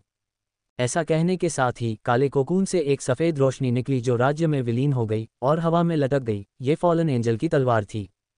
फॉलन एंजल की तलवार अजीब नीली रोशनी की एक परत से घिरी हुई थी, जो अचानक दर्जनों प्रकाश किरणों में बदल गई। पगलियों ने रोशनी का जोरदार झटका सहा और चौंक गया। क्या कर रहे हो, पागल? प्रकाश तेजी से उसके शरीर में प्रवेश कर गया, लेकिन कोई नुकसान नहीं पहुंचा। बल्कि पगलियों को एक अजीब सा एहसास हुआ, जैसे उसके मन में कुछ अंतर्दृष्टियां और उसकी शक्तियों में कुछ बदलाव आ गए हों। वह उसे ठीक से पहचान नहीं पाया। प्रकाश का लक्ष्य केवल पगलियों ही नहीं, बल्कि जोला, कैथरीन, इसाबेला और अन्य भी थे। केवल चेन रूई और डोडुओ को बाहर रखा गया था। जैसे ही प्रकाश फूटा, चेन रूई को मानो पायथन की आत्मा से किसी प्रकार का ध्वनि संचार प्राप्त हुआ हो। उसने भौहें सिकुड़ी और हाथ हिलाया। फॉलन एंजल की तलवार उसके हाथ में उड़कर गायब हो गई। मैं सारियल की शक्ति को पूरी तरह पचाने के लिए लगभग आधे साल तक सोऊंगा, फिर मैं चरम अवस्था की शक्ति को पूरी तरह से बहाल करूंगा। उसी समय सभी के दिमाग में पायथन की आवाज़ गूंज उठी। मैंने अभी तुम्हें जो दिया है वह सारियल की छद्म देवी आत्मा शक्ति का चरम चरण है। हालांकि यह उसका एक अंश मात्र है, फिर भी इसमें अपार शक्ति है। खासकर उन लोगों के लिए जिन्होंने अभी तक 2 सितारा संवर्धन पूरा नहीं किया है, तुम्हें इस अवसर का लाभ उठाकर यथाशीघ्र विश्वास का सच्चा अर्थ समझना चाहिए। कृपया ध्यान रखें कि यदि इन शक्तियों को आधे वर्ष के भीतर पूरी तरह से पचा नहीं पाए, तो आत्मिक शक्ति का यह अंश भी भयानक प्रतिघात का कारण बनेगा। उस समय मैं गारंटी नहीं दे सकता कि आपका विनाश होगा या नहीं। यदि आप जीना चाहते हैं, यदि आप उस पर बोझ नहीं बनना चाहते, तो आपके पास केवल एक ही रास्ता है, हर कीमत पर मजबूत बनना। पगलियो कुछ और कहना चाहती थी, लेकिन पायथन ने उसे मौका ही नहीं दिया। जैसे ही उसने बोलना समाप्त किया, सभी कांप उठे और वे जीर्ण शीर्ण पुस्तक संग्रह कक्ष के बाहर पहुंच गए। अगर हम आधे साल में उस शक्ति को नहीं पचा पाए, तो क्या इसका प्रतिकार होगा? लानत है! मास्टर पॉइजन ड्रैगन ने अपना सिर ढांक लिया। कितनी आत्ममुखर पागल औरत है! इतना कहकर पगलियों ने बहुत पहले ही मन बना लिया था। हालांकि इस बार प्राप्त आत्मिक शक्ति खतरनाक है, पर यह एक बड़ा अवसर जरूर है। मुझे इसका फायदा उठाना ही होगा। वह भयानक स्त्री सही कह रही है। अगर हम बोझ नहीं बनना चाहते, तो हमें हर हाल में मजबूत बनना होगा। शुरुआत में मैंने इस इंसान को शक्ति के पथ पर कदम कदम पर आगे बढ़ाया था, अब मैं उसका बोझ कैसे बन सकती हूँ। वास्तव में केवल विशैला अजगर ही नहीं बल्कि अन्य लोग भी दृढ़ निश्चयी थे। क्या 2 सितारा वृद्धि, इसका मुझसे कोई संबंध नहीं लगता है ना। मैं भी इसमें कैसे फंस गई। लालारिया ने मासूमियत से शिकायत की। चुपचाप रो रहा था वह कीचड़, जिसने हमेशा कड़ी मेहनत, प्रयास वगैरह को अपने जीवन का दुश्मन समझा था। आधे साल में इतनी ताकत हासिल करना उसके लिए मुश्किल हो रहा था। रोमन ने रहस्यमयी लहजे में कहा, अरे लीडर, उस औरत ने आपको 6 महीने वाला टाइम बम क्यों नहीं दिया। मैडम आंटी, मुझे लग रहा है कि कुछ गड़बड़ है। इसके पीछे जरूर कोई बड़ा राज होगा। उफ डेलिया, आराम से करो, मैं घायल हूँ। चेन रूई ने अपना सिर हिलाया। दरअसल आप सब मेरी स्थिति जानते ही हैं।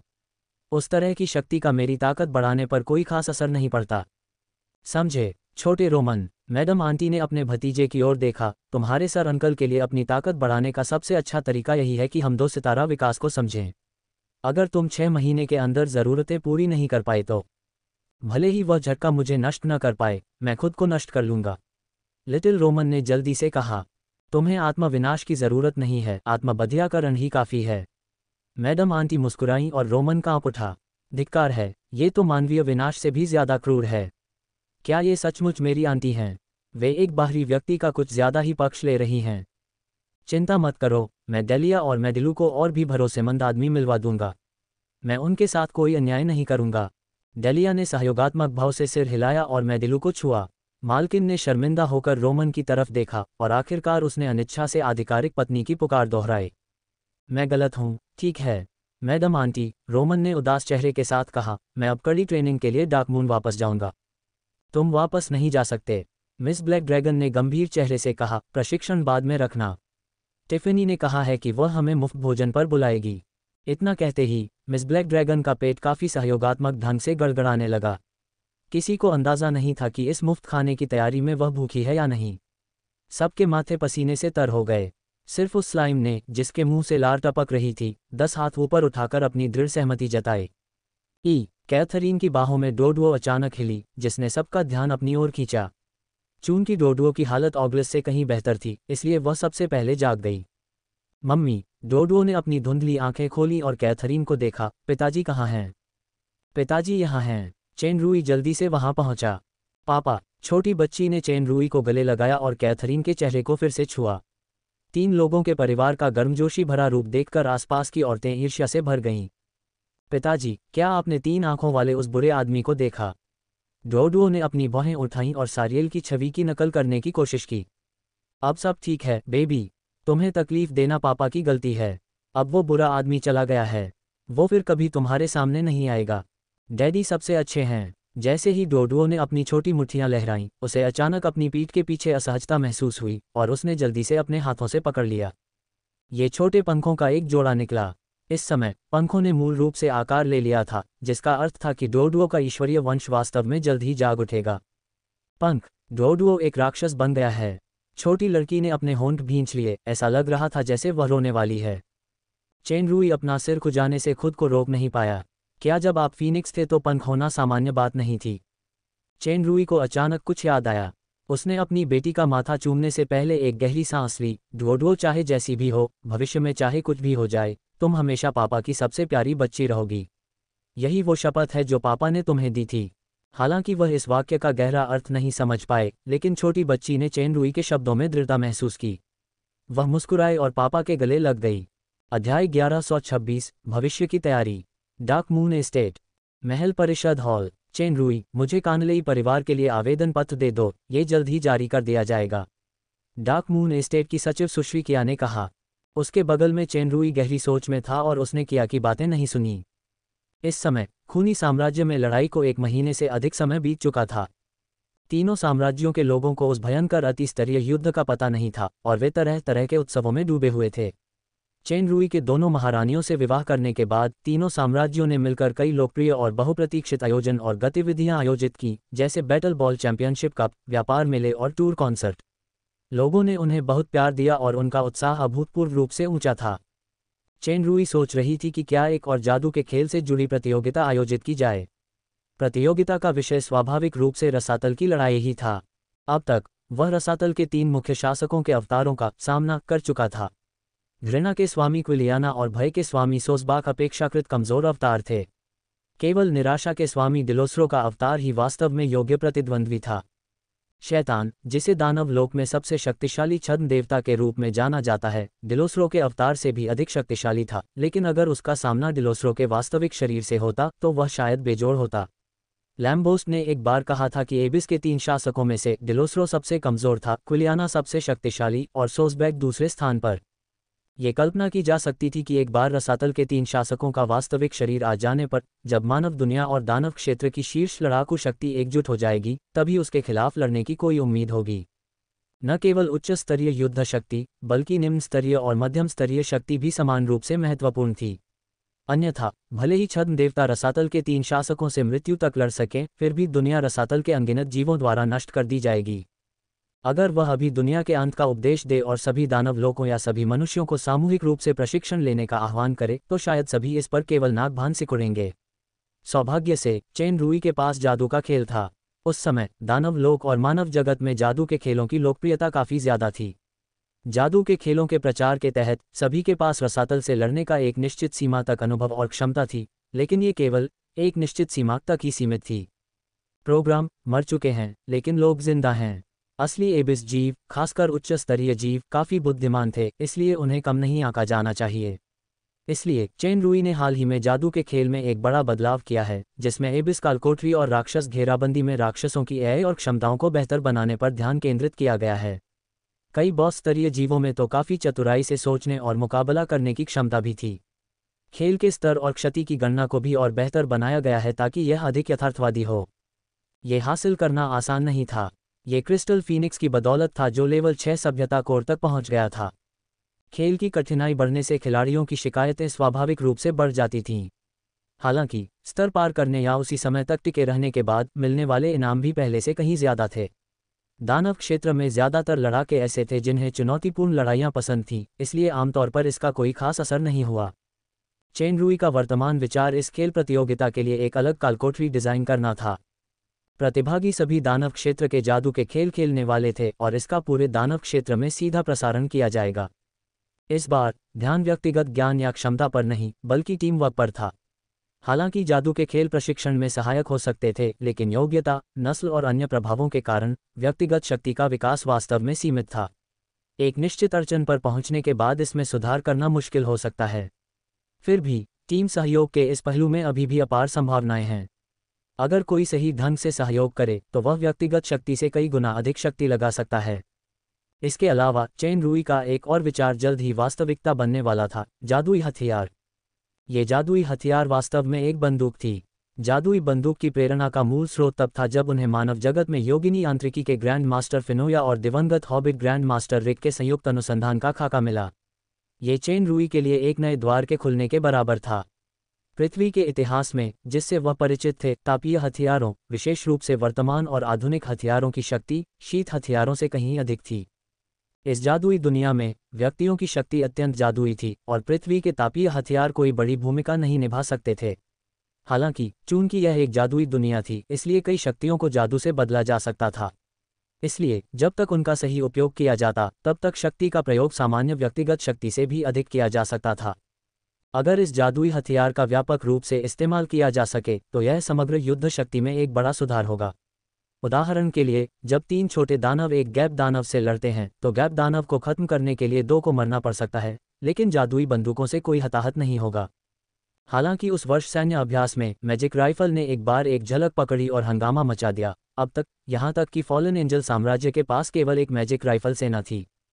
पर्याप्त नहीं, ये पर्याप्त नहीं है। चेन रूई की वर्तमान दृष्टि अब पतित देवदूत साम्राज्य नहीं थी, बल्कि संपूर्ण दानव क्षेत्र और संपूर्ण विश्व था। बड़ी ताकत के साथ बड़ी जिम्मेदारी भी आती है। अब उसे यह बात सचमुच समझ आ गई थी। भविष्य में आने वाले बड़े संकट का सामना करते हुए उसे कुछ करना ही होगा। अपने बल पर सफल होना कठिन था, लेकिन सौभाग्य से वह अकेले नहीं थे।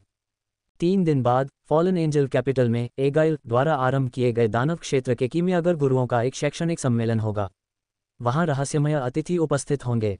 चेन रूई। दूसरी ओर इसाबेला ने देखा कि चेन रूई अभी भी अचंभित था, इसलिए उसने उसे हल्के से छुआ। चेन रूई ने तब प्रतिक्रिया व्यक्त की, क्या बात है, यनी? इसाबेला ने अपना सिर हिलाया, यह मैं नहीं हूं, ये किया है। महामहिम राजकुमार, क्या आप अभी भी अपने खूनी साम्राज्य की शाही महारानी के बारे में सोच रहे हैं? छोटी सक्कुबस ने कड़वी सांस लेते हुए कहा, मर्दों को नई चीज़ें पसंद होती हैं। बेशक, आपको हम जैसी औरतों में कोई दिलचस्पी नहीं है, जिनके साथ खेलते खेलते आप पहले ही थक चुके हैं। मैं तो जाहिर है सरकारी कामों के बारे में सोच रहा हूँ, ठीक है। चेन रूई अपनी बात रोक रहा था। जिसने अपने कुत्ते को पीटने का फैसला किया है, उसे अपनी छड़ी आसानी से मिल जाएगी। वह टिफ़नी को भी इसमें घसीट सकती है, क्या सिर्फ इसलिए नहीं कि मैं पिछले हफ्ते मैकेनिक एसोसिएशन के बुक कलेक्शन हॉल के पुनर्निर्माण की योजना बनाने में उसकी मदद करने के लिए ब्लडी एम्पायर में 2 दिन और रुका था। अगर आसपास और लोग न होते तो वह ज़रूर इस छोटी बच्ची को, जो उपद्रव मचा रही थी, पकड़कर उसकी गांड पर थप्पड़ मार देता। आखिरकार इस तरह की सज़ा उस छोटी सक्कुबस के लिए एक उत्तेजक उत्तेजना थी। हो सकता है कि वह उसे वापस काट ले और वह फिर से अपना कवच खो दे। इसाबेला ने चेन रूई की शक्ल देखकर जानबूझकर आह भरी, जिसका मतलब था कि कुछ उलटफेर होने वाला है। चेन रूई को और भी शर्मिंदगी इस बात से हुई कि राजकुमारी लोली ने भी आह भरी, मानो पीड़ित होने का नाटक कर रही हो। अरे, अब सरकारी दस्तावेजों से निपटने का समय आ गया है। चेन रूई के पास दस्तावेजों के ढेर की ओर इशारा करते हुए आत्मसमर्पण करते हुए विषय बदलने के अलावा कोई विकल्प नहीं था। एथेना, जो पहले स्वामी हुआ करती थी, इस समय निश्चिंत होकर मातृत्व अवकाश ले रही थी। शायद इसी स्थिर मनस्थिति के कारण उसने अपनी मनस्थिति में अप्रत्याशित बदलाव किया। परिणामस्वरूप उसे दानव अधिपति बनने का अवसर महसूस हुआ, इसलिए उसने बंद कमरे में प्रशिक्षण शुरू कर दिया और बहुत सारे आधिकारिक काम छोड़ दिए। किया अकेले ये सब नहीं संभाल पा रही थी, इसलिए उसने इसाबेला को मदद के लिए बुलाया। चेन रूई वापस आए और स्थिति के बारे में जानकर ऑफिस में टीम में शामिल हो गई।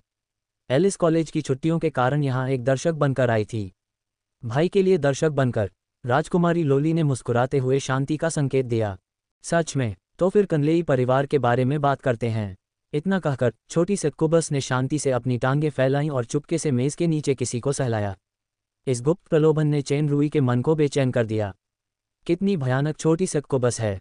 मुझे लगता है, चेन रूई को मन ही मन अपराध बोध हुआ। जवाब देते हुए उसने अचानक देखा कि सामने वाली तरफ वाली एलिस चली गई है और किया की हरकतें थम सी गईं। उसने जल्दी से अपना सिर नीचे किया और देखा कि राजकुमारी लोली रहस्यमयी ढंग से मेज के नीचे प्रकट हो गई है। कोई बात नहीं, आप सब आगे बढ़ें। राजकुमारी लोली मुस्कुराते हुए रेंगती हुई आई। उनके हाथ में कुछ लिखने के लिए एक छोटी सी नोटबुक थी। चेन रूई घबरा गया। जब उसने अपना सिर उठाया तो उसकी नज़र इसाबेला की आधी मुस्कुराती नज़रों से मिली। आपने बहुत मेहनत की है, royal highness prince consort. Chen Rui को ऐसा लगा जैसे उसे मौके पर ही धोखाधड़ी करते हुए पकड़ा गया हो, इसलिए उसे कुछ बार अजीब तरह से हंसना पड़ा। बॉस ने बहुत मेहनत की है। क्या आपको घंटे के हिसाब से काम करने वाला चाहिए? मिस ब्लैक ड्रैगन का सिर दरवाजे से बाहर निकला हुआ था। एक सेकंड के लिए एक काला क्रिस्टल सिक्का। तुम मुझे लूट भी सकते हो। चेन रूई ने दृढ़ता से अपना सिर हिलाया। कोई ज़रूरत नहीं। लगता है उसे इसकी कद्र नहीं है, ओलिफियस। ओहो, ये खास हंसी जाहिर तौर पर किसी चपटी छाती वाली लोली की थी। चेन रूई 1 महीने पहले के उस दृश्य को याद किए बिना नहीं रह सका जब बूढ़े ड्रैगन सम्राट के ससुर ने आंसू भरी आंखों से उसका हाथ थाम लिया था और भागते हुए कहा था, दामाद जी, मैं सब कुछ तुम्हें सौंप दूंगा। चेन रूई बिल्कुल अवाक रह गया था। चंद्र दर्पण के कारण ऑगलस के छद्म देवत्व को भारी क्षति पहुंची, लेकिन फिर पाइथन ने ड्रैगन सम्राट में सारियल की आत्मिक शक्ति का एक अंश संचारित कर दिया। छद्म देव क्षेत्र में पहुंच चुके ड्रैगन सम्राट के लिए वह उसमें निहित महान लाभों को बेहतर ढंग से समझने और समझने में सक्षम था। इसलिए ऑगलस ने समझने के लिए ड्रैगन द्वीप लौटने का निर्णय लिया। साथ ही उसने गैर जिम्मेदाराना तरीके से दोनों बेटियों को चेन रूई के हवाले कर दिया। पापा, मैं वापस आ गई हूँ। डार्लिंग डोडुओ की आवाज़ बाहर से आई और चेन रूई दंग रह गई। क्या क्रोबेलिस और बाकी लोग डोडुओ को शॉपिंग पर नहीं लाए थे? वह पहले ही वापस क्यों आ गई? ठीक है, रॉयल हाइनेस प्रिंस कंसॉर्ट, बाकी काम आप पर छोड़ दिया जाएगा। किया ने बिना किसी परेशानी के मुस्कुराते हुए हाथ बढ़ाया और खड़ी हो गई। अब महिलाओं का विशेष समय है। इसाबेला भी खड़ी हो गई और किया के पीछे काउंसिल हॉल के बाहर चली गई। अगली बार मैं अपने भाई के साथ इसी तरह संबंध बनाऊंगी। एलिस ने छोटी सी किताब उठाई और चेन रूई को उस पर लिखी हुई गहन सामग्री देखकर पसीना आ गया। इससे पहले कि वह जवाब दे पाता, राजकुमारी लोली ने अपनी किताब रख दी और लालारिया की अजीब हंसी की नकल करते हुए बाहर चली गई। चेन रूई ने अवाक होकर अपना सिर ढक लिया। एक अच्छी लोली एक अश्लील लड़की में बदल गई। बाहर जाना पहचाना संगीत बज रहा था। नृत्य का समय हो गया था। कोई आश्चर्य नहीं कि इस समय सभी लोग दौड़कर वापस आ गए। ये गर्भपात निरोधक नृत्य मूल रूप से कैथरीन द्वारा एथेना को दिया गया था। इसे हरम की मुख्य नृत्य प्रशिक्षक छात्रा किया ने सावधानीपूर्वक रूपांतरित किया था। कहा जाता है कि इसने पूरे डार्क मून को तेजी से अपनी चपेट में ले लिया था और उत्साही लोग अभी भी पूरे साम्राज्य या यहाँ तक कि दानव क्षेत्र तक फैल रहे थे। खूबसूरत महिलाओं को नाचते देखना एक सुखद अनुभव होता है, लेकिन तथाकथित गर्भपात निवारण और भ्रूण प्राप्ति नृत्य के साथ कुछ लोली भी शामिल हो। खैर, भले ही एलिस तमाशबीन भीड़ हो और लालारिया मस्ती में शामिल होने वाली भीड़ हो, फिर भी डोडो उनके साथ क्यों शामिल हो रहा है? सबसे बेमेल तो प्याज का वह टुकड़ा है जो एक अजीब लय में हिलता डुलता है। कोई बात नहीं, जब तक सब खुश हैं। उसके कानों में तेज लय वाला संगीत गूंज रहा था, लेकिन चेन रुई का मन असाधारण रूप से शांत लग रहा था। उसने अपनी कनपटियां रगड़नी और दस्तावेजों को पचाने में लगा रहा। अध्याय 1127 भविष्य को समझने वाला शैक्षणिक सम्मेलन। अल्केमिस्ट मास्टर अकादमिक सम्मेलन निर्धारित समय पर फॉलन एंजल कैपिटल में आयोजित किया गया। यह अकादमिक आयोजन निश्चित रूप से एक भव्य आयोजन था जो इतिहास में दर्ज हो जाएगा। शैक्षणिक सम्मेलन को फॉलन एंजल साम्राज्य की महान साम्राज्य शिया का ध्यान और समर्थन प्राप्त था। उन्होंने सम्मेलन में भाग लेने वाले गुरुओं के लिए विशेष रूप से एक वीआईपी पोस्ट हाउस और एक विशाल हॉल की व्यवस्था की थी। उन्होंने सुरक्षा प्रदान करने के लिए एक विशिष्ट सैन्य टुकड़ी भी भेजी थी। दानव क्षेत्र की रसायन विद्या की दुनिया के लगभग सभी प्रसिद्ध लोग इस बैठक में शामिल हुए, जिनमें यांत्रिकी के उस्ताद, औषधि के उस्ताद और यहाँ तक कि कई उभरते हुए स्क्रॉल कला के उस्ताद भी शामिल थे। इस बैठक के आरंभकर्ता दानव क्षेत्र के प्रतिष्ठित शीर्ष महागुरु, औषधि के महागुरु और यांत्रिक महागुरु अगुइले थे। अगाइल निस्संदेह दानव क्षेत्र का सबसे प्रभावशाली व्यक्ति था, क्योंकि वह न केवल द्विविशेषज्ञ महागुरु था, बल्कि तीनों साम्राज्यों की महारानियों का एकमात्र राजकुमार भी था। एक अर्थ में वह दानव क्षेत्र का सच्चा नियंत्रक था। इन सम्मानों, पद और शक्ति के अलावा वह एक असाधारण शक्ति संपन्न महाशक्ति भी थे। रक्तरंजित साम्राज्य, दानव साम्राज्य के प्रथम युद्ध में उनके अद्भुत कार्यों की चर्चा आज भी होती है। अकादमिक सम्मेलन की अध्यक्षता अगुइल ने नहीं, बल्कि अगुइल के शिक्षक टेटेनिस ने की थी, जो यांत्रिकी और औषधि के द्विविशेषज्ञ महागुरु भी थे। वे दानव लोक के केवल 2 गुरुओं में से एक थे, अगुइल के बाद दूसरे स्थान पर और सभी कीमियागरों द्वारा प्रशंसित। सम्मेलन का शैक्षणिक आदान प्रदान 2 स्थानों पर आयोजित किया गया था, एक यांत्रिकी स्थल और दूसरा औषधि विज्ञान स्थल। अगुइल टेटेनिस, तीनों साम्राज्यों के कीमियागर संघ के अध्यक्ष और जाने माने विद्वान, सभी ने मंच पर आकर भाषण दिए और अपने बहुमूल्य अनुभव साझा किए। बाद में उन्होंने चर्चाओं और आदान प्रदान का भी आयोजन किया। माहौल बहुत सक्रिय था। जैसा कि कहा जाता है, हर किसी से कुछ न कुछ सीखने को मिलता है। इस तरह का खुला संवाद बंद कमरे में स्वाध्याय से बिल्कुल अलग था। साधारण संगति में भी ऐसा माहौल नहीं होता था। कई गुरुओं को लगा कि उन्हें बहुत लाभ हुआ है, कुछ तो आत्मज्ञानी भी हो गए। सम्मेलन के अंतिम चरण में यांत्रिकी और औषधि का कोई और विभाजन नहीं हुआ। सभी गुरु एक ही हॉल में एक विषय पर चर्चा करने के लिए एकत्रित हुए। जादुई तापीय हथियार। दानव क्षेत्र के तापीय हथियार 2 श्रेणियों में विभाजित थे, भारी हथियार और हल्के हथियार। सीधे शब्दों में कहें तो भारी हथियार मुख्यतः जादुई क्रिस्टल तोपें थीं और हल्के हथियार जादुई बंदूकें थीं।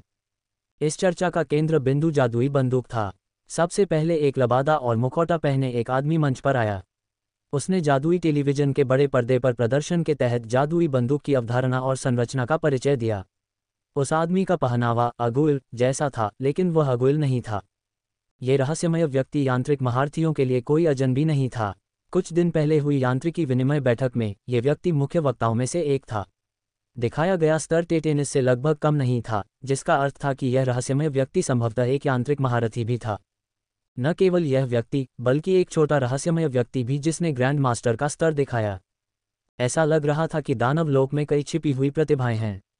असल में 4 महागुरु थे, समन को छोड़कर, जिसे अगुइले ने औषधि बनाने की प्रतियोगिता में हरा दिया था। अगुइल और 2 रहस्यमयी महागुरुओं के बीच हुई बातचीत के विवरण से लगता है कि वे बहुत ही परिचित मित्र होंगे। ऐसा लग रहा था कि इस महागुरु के संबंध अभी भी कल्पना से परे थे। हथियारों के लिए सबसे आसानी से जोड़ा जाने वाला शब्द युद्ध था।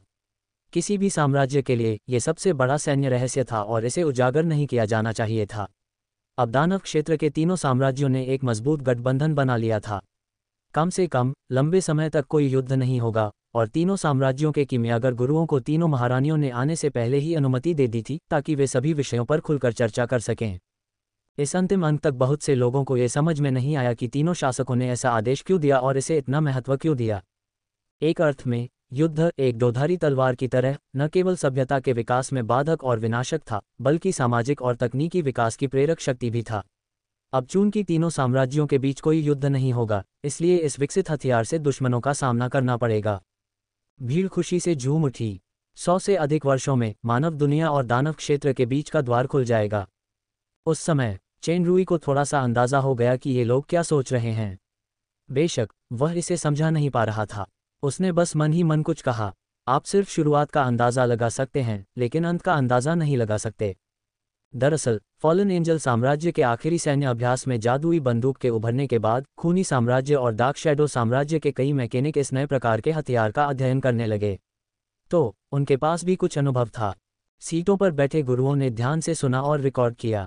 रचनात्मकता और संकल्पना से जादुई बंदूक की स्रोत शक्ति का इस तरह का स्पष्टीकरण उन्हें समझने के लिए दिमाग खपाने से कहीं बेहतर था। रहस्यमयी महागुरु ने जादुई बंदूक के प्रासंगिक सिद्धांतों का विस्तार से परिचय देने के बाद पूछा, यदि आपके कोई प्रश्न या सुझाव हों तो बेझिझक पूछें। कई गुरुओं ने एक के बाद एक अपने प्रश्न पूछे और रहस्यमयी महान गुरु ने उनके अनुसार उत्तर दिए। इस समय चेन रुई की एक परिचित आवाज़ सुनाई दी, महाराज, क्या मैं कुछ शब्द कह सकता हूँ? चेन रुई ने देखा कि वह मास्टर तुरिया थे, जो खूनी साम्राज्य मैकेनिक एसोसिएशन के अध्यक्ष थे। मूर को उस समय जिस उपजाऊ युवान मिट्टी की जरूरत थी, उसे पाने के लिए चेन रुई माउंटेन सीक्रेट का पता लगाने के लिए पुस्तक संग्रह कक्ष में घुस गया। बाद में शीर्ष मैकेनिक मास्टर नेट के लालच में आकर उसने अपने गुरु को धोखा दिया, लेकिन उसने नेट के कुरूप चेहरे और मास्टर फोनसाक व अन्य को फंसाने के कुकृत्यों को उजागर करने के लिए नकली मौत का सहारा लिया। अंततः जनता का गुस्सा भड़काने वाले नेट को रायजेन ने गिरफ्तार कर जेल में डाल दिया। परिणामस्वरूप तुरिया ने अध्यक्ष का पद संभाला। बाद में जब टिफनी कुंजी बनने के लिए पुस्तक संग्रह हॉल में दाखिल हुई तो तुरिया उस अजीब शक्ति से प्रभावित होकर लगभग मर ही गई। जब चेन रुई टिफनी को वापस लाने के लिए सारियल के दुष्ट शिष्य की शक्ति स्वीकार करने पुस्तक संग्रह हॉल गया तो उसने तुरिया को भी बचा लिया। मेरे पास सर ग्रैंड मास्टर द्वारा अभी अभी बताए गए मैजिक एरे सर्किट पर कुछ सती शोध जानकारी है, कृपया उस पर एक नज़र डालें। तुरिया ने एक ब्लूप्रिंट निकाला। रहस्यमयी महागुरु ने ब्लूप्रिंट अपने हाथ में लिया और उसे देखा, फिर अचानक बोल पड़े, अद्भुत! ये सर्किट बहुत ही अद्भुत हैं। ऐसा लगता है कि जादू की व्यूह रचना में गुरु की प्रतिभा को। लेकिन ये जादुई व्यूह रचनाएं। गुरु, कृपया मेरी अशिष्टता क्षमा करें। क्या आप इस ब्लूप्रिंट के लेखक हैं? जैसा कि महागुरु महोदय से उम्मीद थी। तुरिया घबराया नहीं, आपने एक नज़र में ही जादू की समस्या पर ध्यान दे दिया। सच कहूँ तो यह मेरी बेटी बेलुआन का काम है। उसे जादू की जानकारी सिर्फ 3 साल से भी कम समय से है। कुछ डिज़ाइन बचकाने लगते हैं। बेलुआन। चेन रुई के मन में चश्मे वाली एक खूबसूरत लड़की उभरी। उस समय उसकी इस लड़की से कुछ बातचीत हुई थी, लेकिन नेट वाली घटना में वह रिचर्ड मर गया। यहाँ तक कि खूनी साम्राज्य में बाद में हुई मुलाकात भी एक दूसरे को जाने बिना हुई मुलाकात थी। चेन रुई ने ब्लूप्रिंट पर नज़र डाली और उसे तुरंत इसमें रहस्य दिखाई दिया। मुझे उम्मीद नहीं थी कि बेलुआन में ऐसी प्रतिभा होगी, ये विकसित करने लायक है। क्या सुश्री बेलुआन इस स्थान पर मौजूद हैं? ये देखकर कि रहस्यमयी ग्रैंड मास्टर ने अपनी बेटी की रचना को स्वीकार किया है, तुरिया मन ही मन खुश हुई। वह अभी तक मास्टर के दायरे में नहीं पहुंची है, इसलिए वह स्वाभाविक रूप से इस सम्मेलन में भाग लेने के लिए योग्य है, लेकिन उसके ज्ञान को बढ़ाने के लिए मैं उसे विशेष रूप से इस बार खूनी साम्राज्य से फॉलन एंजल कैपिटल में लाया हूँ। रहस्यमयी ग्रैंड मास्टर ने सिर हिलाया, बहुत अच्छा, अगर सम्मेलन के बाद मौका मिला तो मैं जादू की इस प्रतिभा से मिलने की उम्मीद करता हूँ। तुरिया बहुत खुश हुई और जल्दी से सहमत हो गई। स्वामी एक एक करके ईर्ष्या भरी नज़रों से देखते रहे। इस तरह के सम्मेलन में ग्रैंड मास्टर की सार्वजनिक प्रशंसा पाने के लिए इस बेलुआन का स्तर चाहे जो भी हो, कम से कम मैकेनिक उद्योग में उसका भविष्य पहले से ही उज्ज्वल था। इसलिए सभी ने अधिक जीवंत चर्चा शुरू की और मैजिक एरे सर्किट और मॉडलिंग डिज़ाइन जैसे विभिन्न पहलुओं में विभिन्न रचनात्मक राय सामने रखी। हालांकि कुछ देर सुनने के बाद बगल में बैठे चेन रुई खड़े हो गए और कार्यक्रम स्थल में एक शक्तिशाली आवाज़ गूंजी, जिसने सारी चर्चाओं को दबा दिया। सच कहूँ तो मैं बहुत निराश हूँ। एक कठोर वाक्य में कहूँ तो बंदूकों से उस तरह नहीं खेला जाना चाहिए जैसा आप सबने खेला। इन शब्दों में एक स्पष्ट अपमानजनक अर्थ छिपा था। सभी आश्चर्यचकित हुए बिना नहीं रह सके। तभी अगुइले ने आह भरी, चाहे वह यांत्रिकी हो, औषधि विज्ञान हो, स्क्रॉल कला हो या कोई और यांत्रिकी, चाहे वह प्रशिक्षु हो, कीमियागर हो, गुरु हो या महागुरु, एक शब्द हमेशा सबसे महत्वपूर्ण होता है, सृजन। सृजन का सार अनंत कल्पना में निहित है। मेरे रहस्यमयी मित्र ने जो कहा वह वाकई एक अद्भुत सृजन है, और मैंने सुश्री बेलुआन के जादुई सरणी सर्किट के विचार और आपके कुछ सुझावों को नकारा नहीं, लेकिन ये ध्यान रखना चाहिए कि आपका ध्यान अभी भी बहुत संकीर्ण है। संकीर्ण। स्वामी एक दूसरे को देखने लगे, यहाँ तक कि टेटेनिस और 2 रहस्यमयी महागुरुओं की नज़र चेन रुई पर पड़ी। एक बार जब सोच एक निश्चित ढांचे में बंध जाती है तो यह वास्तविक कल्पना को मारने के बराबर है। आइए उपयोगकर्ता के दृष्टिकोण पर आते हैं। यदि अब जादू का उपयोग करने वाला व्यक्ति एक योद्धा है जो दुश्मन से सीधे लड़ता है, उसे बड़ी संख्या में दुश्मनों का सामना करना पड़ता है, तो उसे जो जादुई बंदूक चाहिए वह एक भयंकर बर्स्ट गन होनी चाहिए जो तेज दूरी से हमले कर सके। यदि वह एक हत्यारा है जो दुश्मन के नेता की हत्या करना चाहता है, तो उसे लंबी दूरी तक सटीक निशाना लगाने वाली एक जादुई बंदूक की आवश्यकता है जिसकी सीमा और सटीकता की उच्च आवश्यकताएं हों। ऐसे और भी कई विचार हैं। हर कोई कल्पना कर सकता है और विचार मंथन करके रचना कर सकता है। यांत्रिक विशेषज्ञों की आंखें, जो पहले थोड़े असमंजस में थे, चमक उठीं। वास्तव में अगुल द्वारा प्रस्तुत दृष्टिकोण कुछ ऐसा था जिसके बारे में पहले किसी ने सोचा भी नहीं था। आइए एक और उदाहरण लेते हैं जिसमें सोचने का तरीका थोड़ा अलग है। जादुई बंदूक को मारना या नष्ट करना क्यों जरूरी है? अगर किसी लड़ाई में कोई साथी गंभीर रूप से घायल हो जाता है और उसकी जान खतरे में होती है, तो दूरी, जादुई शक्ति या गति जैसी विभिन्न परिस्थितियों के कारण उसे बचाना नामुमकिन होता है। ऐसे में क्या हम अपने साथियों को जल्द से जल्द बचाने के लिए किसी खास जादुई बंदूक से ऐसी गोली चलाने पर विचार कर सकते हैं जिसमें उपचारात्मक जादू और प्राथमिक उपचार की दवा हो? जैसे ही चेन रूई ने अपना विचार बताया, तीनों महागुरुओं ने एक साथ सिर हिलाया और एक के बाद एक गुरुओं ने अपनी प्रशंसा और भाव प्रकट किए। प्राथमिक चिकित्सा आग्नेयास्त्रों को ही उदाहरण के तौर पर लें, ये पूरी तरह से संभव और व्यवहारिक है और इसमें शामिल ज्ञान का दायरा अब केवल यांत्रिकी तक सीमित नहीं रह गया है। कोई आश्चर्य नहीं कि इस विषय पर चर्चा में भाग लेने के लिए औषधि निर्माताओं, स्क्रॉल कला गुरुओं आदि को बुलाया जाएगा। यह कोई संयोग नहीं था कि हर कोई मास्टर स्तर तक पहुंच सकता था। चेन रूई की टिप्पणियों ने जब याद दिलाया तो मूल सोच की सीमाएं अचानक टूट गईं और कई अद्भुत विचार तुरंत सामने आए। कुछ सिद्धांत केवल आग्नेयास्त्रों तक सीमित नहीं थे, बल्कि कई प्रकार के तापीय हथियारों तक सीमित थे। हालांकि यह पर्याप्त यथार्थवादी नहीं था, लेकिन एक नया रास्ता खोजने के लिए पर्याप्त था। ये दृश्य देखकर मुखौटे के पीछे चेन रूई के चेहरे पर मुस्कान आ गई। शायद ये सिर्फ समय की बात थी, लेकिन आज आग उसके अपने हाथों से जली थी। मुझे नहीं पता कि यह मेरे पिछले जन्म का प्रसिद्ध भानुमति का पिटारा है या नहीं, लेकिन चूंकि मैंने इसे खोलने का फैसला कर लिया है, इसलिए मुझे अब इसका कोई पछतावा नहीं होगा। खैर, कम से कम इससे लोगों को भविष्य के बारे में थोड़ा और जानने का मौका तो मिलेगा, भले ही थोड़ा ही सही। अध्याय 1128, सौंपना। इस तरह की वाइन वाकई काफ़ी तेज़ होती है। बर्न ने वाइन के प्याले से एक घूंट लिया और उसकी लाल नाक और भी लाल हो गई। ये वो वाइन है जो हॉबिट को सचमुच बहुत पसंद आती है। पिछली बार स्टोनफिस्ट विलेज में इसे पीने के बाद से मैं इस सफ़ेद वाइन का स्वाद कभी नहीं भूला, जिसकी तुलना सबसे अच्छी खुशबूदार बाजरे की वाइन से भी नहीं की जा सकती। सुगंधित बाजरे की शराब और सफ़ेद शराब की अपनी अपनी विशेषताएं होती हैं। मुझे अब भी सुगंधित बाजरे की शराब का स्वाद ज़्यादा पसंद है। दरअसल दानव लोक की मियाओ फल वाली शराब और बैंगनी बेरी वाली शराब भी बहुत अच्छी होती है। हॉबिट ग्रैंड मास्टर के पुराने दोस्त फिनोया ने भी यही बात दोहराई। एल्फ ग्रैंड मास्टर का चेहरा भी इस समय थोड़ा लाल था। जाहिर है उन्हें सफ़ेद शराब के नशे की आदत नहीं थी, वे इससे थोड़ा अभिभूत थे। चेन रूई हंसते हुए बैंगनी बेरी वाइन की एक बोतल निकालकर उसे थमाते हुए बोला, आपको जो दो तरह की वाइन पसंद हैं वे डार्क शैडो एम्पायर की खासियत हैं। ये बोतल मेरे पास स्टॉक में आखिरी है, लेकिन आप लोगों को कम से कम एक हफ्ता और यहीं रहना चाहिए। मैं डार्क शैडो एम्पायर पैलेस जाकर आपके लिए सबसे अच्छी शाही फलों वाली वाइन का एक बैच ले आऊँगा। तो मैं मना नहीं करूँगी। तुम्हें तीनों महारानियों का राजकुमार बनने को किसने कहा था? बस सत्ता का इस्तेमाल निजी फ़ायदे के लिए करो। फिनोया ने फ़ौरन सफ़ेद वाइन की जगह बैंगनी बेरी वाइन डाल दी और अपना गिलास उठाया। मेरे दोस्तों, मुझे नहीं पता कि भविष्य कैसा होगा, लेकिन चलो अभी टोस्ट करते हैं। तीनों ने एक दूसरे के साथ गिलास टकराए और मुस्कुराए।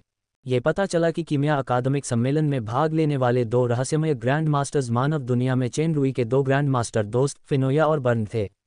दोनों महागुरु रसातल के अंदरूनी सूत्र थे, इसलिए चेन रूई ने ज़्यादा प्रयास न करते हुए उन्हें महिमा के टॉवर के माध्यम से दानव क्षेत्र में सफलतापूर्वक आमंत्रित किया। वे रहस्यमय अतिथि के रूप में कीमिया अकादमिक सेमिनार में शामिल हुए। ये जानने के बाद कि दानव लोक ने वास्तव में एक एकीकृत गठबंधन बनाया है और उसके दोस्त की असली पहचान वास्तव में तीनों साम्राज्यों की राजकुमार पत्नी है, जानकार योगिनी फिनोया भी दंग रह गई। एक इंसान, वास्तव में दानव लोक एक तरह से असली नियंत्रक बन गया। इसका क्या मतलब है? खासकर 100 साल से भी ज़्यादा समय बाद ये दो दुनियाओं के बीच युद्ध होगा। क्या इसकी वजह से भविष्य में कुछ बदलाव होंगे? दानव लोक की समृद्धि ने दोनों महागुरुओं को भी आश्चर्यचकित कर दिया। अतीत में किंवदंतियों या ज्ञान में दानव लोक को अक्सर बंजरपन, क्रूरता और बुराई जैसी संज्ञाओं से जोड़ा जाता था, लेकिन आज उन्होंने जो देखा और सुना था वह बिल्कुल अलग था। दानव लोक की समृद्धि मानव जगत से कम नहीं थी। यहाँ तक कि कई ऐसी नवीनताएं भी थीं जो मानव जगत में नहीं थीं। रूप रंग के अलावा दानव मनुष्यों से ज़्यादा अलग नहीं लगते थे। एल्फ और हॉबिट, जो दिखने में भी मनुष्यों से अलग हैं, के लिए इसे स्वीकार करना आसान था। हालांकि मानव जगत में एल्फ जनजाति में डार्क एल्फ को लेकर काफ़ी असहमति थी। फिनोया, जो शांत स्वभाव का था और जिसने जीवन के उतार चढ़ाव देखे थे, के लिए अर्ध एल्फ भी स्वीकार्य था। उसके मन में उनके प्रति कोई मानसिक अवरोध नहीं था। दरअसल इस बार उसने इस शुद्ध कीमिया अकादमिक सम्मेलन में एक मैकेनिक के रूप में भाग लिया। विचार मंथन के बाद उसे बहुत कुछ सीखने को भी मिला। चेन रूई ने दोनों से वादा किया है कि वह मानव दुनिया के जादू के खेल के उन्नयन को दानव क्षेत्र के साथ सिंक्रनाइज करेगा और जादुई हथियारों द्वारा प्राप्त शोध परिणामों को भी साझा किया जाएगा। सारियल के साथ पिछली लड़ाई में टावर ऑफ ग्लोरी बुरी तरह क्षतिग्रस्त हो गया था। हालांकि चेन रूई ने विभिन्न तरीकों से इसकी मरम्मत करने की कोशिश की। टावर ऑफ ग्लोरी में स्वचालित रूप से ठीक होने की एक विशेषता भी थी, लेकिन यह अभी भी पूरी तरह से ठीक नहीं हो पाया था। इसका उपयोग हर 10 दिन में केवल एक बार ही किया जा सकता था, इसलिए फिनोया और बर्न अगले उपयोग के समय तक अस्थायी रूप से दानव क्षेत्र में रहेंगे। फिनोया, क्या तुम सचमुच उस राक्षस लड़की को प्रशिक्षु के रूप में स्वीकार करने जा रही हो? बर्न ने पूछा। हाँ, मैं जीवन भर जादू टोना सीखता रहा हूँ, लेकिन दुर्भाग्य से मुझे कोई उपयुक्त उत्तराधिकारी नहीं मिला। जादू टोना में बेलुआन जैसी प्रतिभा मैंने अपने जीवन में पहले कभी नहीं देखी। यहाँ तक कि योगिनी जाति में भी ऐसी प्रतिभा नहीं होती। हो सकता है कि वह अपने जीवनकाल में महागुरु का पद प्राप्त न कर पाए, लेकिन मैं शर्त लगा सकता हूं कि जादू टोना के क्षेत्र में वह सर्वोच्च अस्तित्व अवश्य प्राप्त करेगी। ज्ञान की कोई सीमा या जाति भेद नहीं होता। मुझे ऐसी शिष्या को नहीं छोड़ना चाहिए, चाहे वह राक्षस ही क्यों न हो। अकादमिक सम्मेलन में फिनोया की टिप्पणी मेराक तुरिया के लिए नहीं थी। सम्मेलन के बाद फिनोया, जो हमेशा से ही शांत स्वभाव की रही थी, चेन रूई को तुरिया से मिलने ले गई और जादुई व्यूह रचना की उस प्रतिभाशाली लड़की से मिली। कई परीक्षणों के बाद एल्फ ग्रैंड मास्टर और भी संतुष्ट हो गए। चेन रूई की गवाही में उन्होंने बेलुआन को तुरंत ही अपना प्रशिक्षु स्वीकार कर लिया, जिससे मास्टर तुरिया और उनकी पत्नी मास्टर माविन्ना बहुत खुश हुए। फिनोया ने बेलुआन के लिए स्वयं लिखा एक जादुई सरनी नोट छोड़ा ताकि वह स्वयं उसका अध्ययन कर सके। भविष्य में जब भी अवसर मिलेगा, वह समय समय पर बेलुआन का मार्गदर्शन करने के लिए खूनी साम्राज्य में जाएंगे। यद्यपि अपनी असली पहचान बताना असुविधाजनक था, लेकिन चेन रूई को भी तुरियावे और बेलुआन को खुश देखकर राहत मिली। हाँ, ज्ञान की कोई सीमा नहीं होती। हॉबिट ग्रैंड मास्टर ने पहले तो सिर हिलाया, फिर अचानक उसे कुछ सूझा। चालाक योगिनी, मैं भी एक प्रशिक्षु स्वीकार करूंगा और समय समय पर शानदार सफ़ेद वाइन का आनंद भी ले सकूंगा। एल्फ ग्रैंड मास्टर एक पल के लिए स्तब्ध रह गया, फिर हंसा। आखिरकार तुम्हें एहसास हो ही गया। ऐसा लगता है कि हॉबिट्स में भी चालाक उत्परिवर्तित लोग होते हैं जो हमेशा से एकनिष्ठ रहे हैं। इसे कहते हैं बुद्धिमत्ता। बूढ़े हॉबिट ने गुस्से से कहा। उसकी आंखें बड़ी हो गईं और उसकी नाक और भी लाल हो गई। बर्न, अगर तुम सचमुच प्रशिक्षुता स्वीकार करना चाहते हो तो मैं इसका पूरा समर्थन करता हूँ। चेन रूई हंसा। मैं ये तो नहीं कह सकता कि मेरे पास बाकी सब कुछ है, लेकिन मैं तुम्हें मुफ्त में सफ़ेद वाइन दे सकता हूँ। तुम उसे वापस भी ले सकते हो। यही तो तुमने कहा था। बूढ़ा हॉबिट बहुत खुश हुआ और उसने शराब का एक और घूंट लिया। हॉबिट हमेशा से शराब पीने में निडर था, लेकिन सफ़ेद शराब का असर सुगंधित बाजरे की शराब से बिल्कुल अलग था, जिसे असर करने में थोड़ा समय लगता था। थोड़ी देर पीने के बाद हॉबिट सोफे पर ही सो गया। शराब पीने का ये तरीका हॉबिट के लिए भी उपयुक्त है। अन्य जातियों के लिए ये शरीर को नुकसान पहुंचाएगा। चेन रूई ने अपना सिर हिलाया। हॉबिट के शरीर में शराब के सार को सोखने की विशेष क्षमता थी। नशे में धुत होने के बाद वह अच्छे मूड में रहता था। दानव लोक की शराब आमतौर पर इंसानों से ज़्यादा तेज होती है। बर्न की तो बात ही छोड़िए, मैं भी लगभग नशे में हूँ। फिनोया ने सिर हिलाया। हालांकि यह थोड़ा असभ्य है, फिर भी मुझे तुम्हें याद दिलाना है। चेन रूई, उस जिम्मेदारी को याद रखना। चिंता मत करो, क्या ये वादा न निभाकर खलनायक बनना नहीं है। मैं वैसे भी अच्छा इंसान नहीं हूँ। चेन रूई खुद पर हंसा। मुझे समझ नहीं आ रहा कि सर अलूसियर को अचानक इतनी जिम्मेदारी क्यों मिल गई। मुझे नहीं पता, मैंने सर अलूसियर को बस वही बताया जो मैंने कहा था। दरअसल जब मैंने पहली बार इस जिम्मेदारी के बारे में सुना तो मुझे बहुत हैरानी हुई थी। फिनोया इस बार दानव लोक में पौराणिक भविष्यवक्ता अलूसियर के एक आदेश के साथ आई थी। वह आदेश था कि प्रकृति के वृक्ष को अस्थायी रूप से रोक लिया जाए और उसे योगिनी जनजाति को वापस न लौटाया जाए। ये कार्यभार थोड़ा अजीब था। अलूसियर ने ही चेन रूई को प्रकृति के वृक्ष के पास जाने के लिए कहा था। क्विलियाना के अवतार को नष्ट करने के बाद प्रकृति के वृक्ष का भी पुनर्जन्म हुआ और वह चेन रूई के शरीर के अंदर एक अंकुर में बदल गया। चूंकि प्रकृति का वृक्ष रसातल की शक्ति से नष्ट हो चुका था, इसलिए चेन रूई द्वारा प्रदान किए गए 3 झरनों के साथ भी उसे ठीक होने में 2 साल लगेंगे। चेन रूई ने एल्फ महारानी से प्रकृति के वृक्ष की देखभाल करने का वादा किया। 2 साल बाद वह प्रकृति के वृक्ष को एल्फ जनजाति को लौटा देगा। उसे एल्फ राजा की मानद उपाधि भी मिली। अब महान भविष्यवक्ता ने उसे ऐसा कार्यभार सौंपा था जो उसके लिए आश्चर्यजनक था। लेकिन प्रकृति का वृक्ष एक अच्छी चीज थी। ये चेन रूई के प्रशिक्षण और विश्वास के लिए बहुत लाभदायक था। बेशक इसे रखना ही बेहतर था। मुझे बस यही लगता है कि सर अलूसियर एल्फ जनजाति को कोई नुकसान नहीं पहुंचाएंगे, शायद इसलिए कि जनजाति को बताने में असुविधा होगी। सर अलूसियर अब भी मेरे आधे गुरु हैं, उन्होंने मेरी जान बचाई। फिनोया ने सोचा, दरअसल आपको बस पहले सर स्पैन से संपर्क करना होगा, फिर अगर आप 2 साल के अंदर एल्फ जनजाति में नहीं दिखाई देते तो आपको लापता मान लिया जाएगा। इस तरह अगर एल्फ जनजाति सर स्पैन को ढूंढ भी ले तो भी उन्हें आपके ठिकाने का पता नहीं चलेगा। समझ गया, चेन रूई ने कंधे उचकाते हुए कहा, जब मैं इंसानों की दुनिया में पहुंचूंगा तो मैं तुम्हें फ़ोन करूंगा और मिलने की जगह तय करूंगा।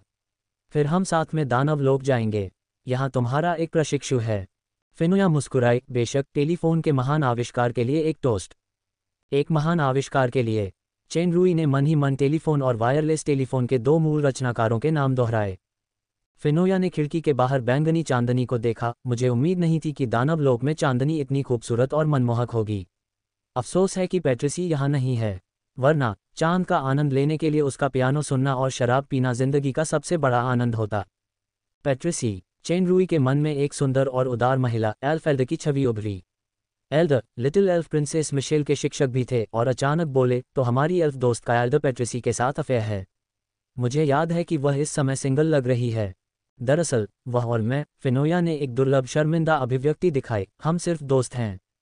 दोस्त? मुझे लगा कि शराब पीने के बाद तुम सच बोल रहे हो। लगता है मैंने गलतफहमी पाल ली। चेन रूई अजीब तरह से मुस्कुराई, माफ़ी मांगने के लिए मैं तुम्हें थोड़ी देर में किसी अच्छी जगह ले जाऊंगी, लेकिन मैं गारंटी नहीं दे सकती कि कल सुबह जब तुम उठोई तो तुम किसी सक्कुबस या किसी और खूबसूरत राक्षसी की बाहों में नंगी लेटी होगी। फिनोया दंग रह गई और कड़वी मुस्कान के साथ बोली, ठीक है, तुम जीत गई। मैं सचमुच नशे में हूँ। यह नशे में धुत होने के बाद सच बोलने की बात स्वीकार करने के बराबर था। चेन रूई ने मुस्कुराते हुए फिनोया के साथ गिलास टकराए, सुंदर सुश्री पैट्रिसी के लिए। योगिनी ने एक गिलास शराब पी और उसके कान हिलने लगे। ये कैसा गाना है, ये बहुत सुंदर है। चेन रूई ने भी दूर से जादुई टेलीविज़न की आवाज़ सुनी। उसने जवाब दिया, ये राजधानी के पिछले जादुई संगीत समारोह का रीप्ले होना चाहिए। कुछ ही दिनों में डार्क मून एस्टेट में एक बड़े पैमाने पर संगीत समारोह होने वाला है। हम इसे लाइव देख सकते हैं। चांदनी, खूबसूरत शराब, स्वादिष्ट खाना, मनमोहक संगीत। फिनोया गेज थोड़ा धुंधला हो गया। शराब मिलाना नशे में धुत होने का सबसे आसान तरीका था। पहले सफ़ेद शराब और फिर फलों वाली शराब, यहाँ तक कि योगिनी भी उसे रोक नहीं पाए। मुझे चांदनी देवी के सामने अपनी बात माननी चाहिए, क्योंकि मुझे ये दानव लोग बहुत पसंद है। चंद्रमा देवी भले ही सो गई हों, लेकिन इस अद्भुत संसार को संरक्षित करने योग्य बनाने के लिए महान सृजक से प्रार्थना करें। हाँ, महान प्रवर्तक। फिनोया ने अनिच्छा से आंखें खोलीं। आप प्रवर्तक को जानते हैं? चेन रूई ने पूछा, तुम्हें भी ये पता है? मैंने एक बार सर अलूसिए को ये कहते सुना था कि महान सृष्टिकर्ता ने इस संसार का निर्माण 7 दिनों में किया था। चेन रूई ने सिर हिलाया। पहले तो कुछ खास नहीं था, बाद में उसे हमेशा लगा कि कुछ गड़बड़ है। कुछ देर सोचने के बाद अचानक उसकी नींद खुल गई। मुझे याद है कि पायथन ने एक बार कहा था कि ओरिजिनेटर को सब कुछ नष्ट करने में 3 दिन लगे थे और फिर उसे वर्तमान को बनाने में भी 3 दिन लगे। 3 और 3 मिलकर 6 होते हैं। अलूसिए ने 7 दिन क्यों कहा? 6 दिन नहीं। फिनोया, क्या तुम्हें यकीन है कि यह 7 दिन है? बेशक 7 दिन, फिनोया ने कहा, लेकिन अंततः वह इसे और अधिक नहीं रोक सका और सोफे पर ही सो गया। चेन रूई फिनोया को जगाकर पूछने ही वाला था कि क्या हो रहा है, तभी अचानक उसके मन में एक खास एहसास हुआ। यह एहसास अब अपरिचित नहीं रहा। 2 स्टार का इजाफा। किसी ने फिर से कमाल कर दिया। आरटी अध्याय 1129 नए देवता। सुपर सिस्टम में पगलियों ने गैलेक्सी दिव्यता मंदिर को उत्सुकता से देखा। हालांकि जोला और कैथरीन के वर्णनों से वह इस विचित्र दुनिया के दृश्य को जानता था, फिर भी जब उसने इसे अपनी आंखों से देखा तो उसे काफी झटका लगा, खासकर उस अंतहीन आकाशगंगा को देखकर। जहरीला अजगर अब कोई नौसिखिया नहीं था जो अभी अभी सुपर लेवल में आया हो। वह उस विशाल गति को स्पष्ट रूप से महसूस कर सकता था, जो अनंत विश्वास और जीवन शक्ति से युक्त एक वास्तविक ब्रह्मांड प्रतीत हो रहा था। ये चेन रूई का राज्य है। उस समय वह मानव, जो उस समय एक शक्तिहीन कमजोर व्यक्ति था, वास्तव में ऐसी स्थिति में पहुंच जाता है कि मुझे भी उसका अनुकरण करना पड़ता है। हालांकि हम अक्सर खूब झगड़ते थे, पर असल में मेरे मन में ज्यादा ईर्ष्या नहीं है, बल्कि यह एक दूसरे से आगे निकलने की जुझारू भावना है, और साथ ही एक अजीब सा गर्व भी। शायद यही एहसास होता है एक साथी होने का। जब पगलियो आहें भर रहा था, चेन रुई बिना किसी चेतावनी के उसके सामने आ गया। चालाक इंसान, मेरी तरफ देखो, आखिरकार मैंने कर दिखाया। पगलियो ने अपनी भौहें उठाईं और गर्व से कहा। आखिरी चंद्र साम्राज्य लड़ाई के बाद जहर वाले ड्रैगन ने तुरंत बंद कमरे में प्रशिक्षण शुरू कर दिया और सारियल की आत्मिक शक्ति को पूरी तरह से आत्मसात और समझ लिया। बेशक ये लड़का मिस एमरल्ड ड्रैगन की ज़बरदस्ती शादी से भी बच सकता है। खैर, अब उसका प्रशिक्षण पूरा हो गया था क्योंकि उसने 2 सितारा विकास की शक्ति को पूरी तरह से समझ लिया था। इसका मतलब था कि इस राज्य में एक नया देवता जुड़ जाएगा। सबसे शक्तिशाली परम चाल ऑल स्टार गॉड व्यू की शक्ति भी कई गुना बढ़ जाएगी। शुक्रिया पगलियो। चेन रुई अच्छी तरह जानता था कि इस दौरान पगलियो कितना हताश था। ये हताशा सिर्फ जहरीले अजगर के लिए ही नहीं थी। खुद को बड़ा मत समझो, मैं ये अपने लिए कर रहा हूँ। पगलियो ने उसे तिरस्कार भरी नज़र से देखा। जैसी कि उम्मीद थी, जिद्दी मुंह। इसमें कोई शक नहीं कि वह अभी भी मरा हुआ बत्तख ड्रैगन ही है। चेन रुई ने कंधे उचका दिए। मुझे पता है कि तुम्हारे दिल में सिर्फ मिस बेटी है, तुमने अपने शानदार कामों से यह साबित कर दिया है। डार्क मून एस्टेट में हर कोई यह जानता है। क्या तुम ऐसा नहीं कह सकते? जहरीले अजगर की आंखों के कोने फड़क गए। अब मुझे क्या करना चाहिए? क्या मैं सुंदरता के दोस्त और हरम के राजा की तरह ईश्वर बन सकता हूँ? दुर्भाग्य से केवल वही आस्था का स्रोत आपके पक्ष में प्रकट होगा जो आपके स्वभाव के अनुकूल हो। ईश्वर जैसी कोई स्थिति नहीं है। आदर्श और वास्तविकता में यही अंतर है। हर असफल व्यक्ति ऊपर नहीं उठ सकता। चेन रुई। पीछे से वेरोनिका की आवाज़ सुनाई दी। क्या यह नया भगवान है? मनमोहक सुंदरता। पगलियों की आंखें चमक उठीं। वह कुछ कदम आगे बढ़ा। सुंदर महिला, क्या मैं पूछ सकता हूँ? वेरोनिका ने अपने होंठ भींचे और मुस्कुराई। मेरा नाम वेरोनिका है। अब मैं इस गैलेक्सी दिव्यता मंदिर की दैवज्ञ हूँ। ओरेकल। जहरीले अजगर ने आंखें घुमाईं। इससे पहले कि वह उससे फ्लर्ट कर पाता, चेन रुई उसके पास आया और वेरोनिका का हाथ पकड़ लिया। दोस्त की बीवी को तंग मत करो, समझे? ईर्ष्यालु, द्वेषी और घृणास्पद विषधर अजगर क्रोधित हुआ। अरे धूर्त इंसान, तूने सचमुच एक सुंदर स्त्री को यहाँ छिपा रखा है। मैं तेरा पर्दाफाश कर दूंगा। तुम्हें पगलियो होना चाहिए, है ना? मैंने चेन रुई को तुम्हारे बारे में पहले भी बात करते सुना है, उसके सबसे अच्छे दोस्त और भाई। जब वेरोनिका ने दोस्त की पत्नी शब्द सुना तो उसका चेहरा लाल हो गया और उसने झुककर कहा, तुम्हें देखकर बहुत खुशी हुई। असाधारण स्वभाव वाली विनम्र वेरोनिका का सामना करते हुए पगलियो ने ईमानदारी से पीछे झुकते हुए कहा, सभी अच्छी दिखने वाली लड़कियों को बदसूरत पुरुषों ने ले लिया है, इत्यादि। अरे मरे हुए अजगर, मुखबिरी करने के बुरे विचार को भूल जाओ। वेरोनिका कोई अजनबी नहीं है जिसे मैंने छुपाया हो। उसकी जोला, कैथरीन, इसाबेला, टिफनी और पायथन से दोस्ती है। जोला, पायथन, मास्टर पॉइजन ड्रैगन कांपने से खुद को नहीं रोक पाया। क्या वेरोनिका वाकई उन 2 पागल औरतों की दोस्त है? वेरोनिका मुस्कुराई। चलो पहले विश्वास के टॉवर पर चलते हैं। तीनों विश्वास के टॉवर के पास पहुंचे जहां से तेज रोशनी चमक रही थी। पगलियो, जो विश्वास के टॉवर के पास था, में भी अनुनाद शक्ति थी। आस्था के टॉवर में आस्था के विभिन्न स्रोत आपस में मिलकर विभिन्न रूपों में विलीन होने लगे। पगलियो प्रकाश की एक किरण से आच्छादित होकर आस्था के टॉवर में समा गया। सौरमंडल के कई ग्रहों पर पैगलियो का विशाल स्वरूप दिखाई दिया, जो नए भगवान के निर्माण का संकेत था। जोला और कैथरीन के ईश्वर दर्शन की तरह इस देवता का नाम और उसमें आस्था स्वतः ही लोगों के मन में उभर आए। श्रद्धालु को तदनुरूप शक्ति और ज्ञान की प्राप्ति हुई। एक के बाद एक मंदिर और देव मूर्तियां उभरने लगीं। आस्था के टॉवर का प्रकाश और भी प्रखर होता जा रहा था और तारा प्रदान मंच पर स्थित पगलियों की आकाशगंगा दिव्यता प्रतिमा भी जीवन और आस्था की शक्ति से भरपूर एक प्रबल तारा प्रकाश उत्सर्जित कर रही थी। पूरे प्रक्षेपण की संरचना एक सूक्ष्म और सूक्ष्म तारा धूल में बदल गई थी और धीरे धीरे एक स्वतंत्र सौरमंडल ने आकार ले लिया। चेन रुई को साफ महसूस हुआ कि उसकी अपनी ताकत और भी बढ़ गई है। निस्संदेह बैंगनी ध्रुव तारा सम्राट को बेहतर बनाने का यही सबसे अच्छा तरीका था। प्रकाश की एक चमक में पगलियो पुनः दृष्टि में आ गया। इस समय जहरीले अजगर के पूरे शरीर की सांसें पहले से बिल्कुल अलग थीं। सबसे खास बात थी चांदी और हरे रंग का कवच, जो एक सुंदर और राजसी गति प्रदान कर रहा था। आकाशगंगा दिव्य प्रतिमा का सौरमंडल पूरी तरह स्थिर था। देव प्रतिमा के स्वरूप में भी तारा कवच का ये समूह था। हा, पगलियो बहुत खुश हुआ जब उसने विशाल आकाशगंगा से विशाल शक्ति और अपने विश्वास के कवच की शक्तिशाली सांस को महसूस किया। इससे पहले वह भयानक तैरती हुई धरती पर लगातार कड़ी मेहनत और पायथन व जोला की यातनाओं के कारण अंततः अर्ध देवता के राज्य में पहुंच गया था।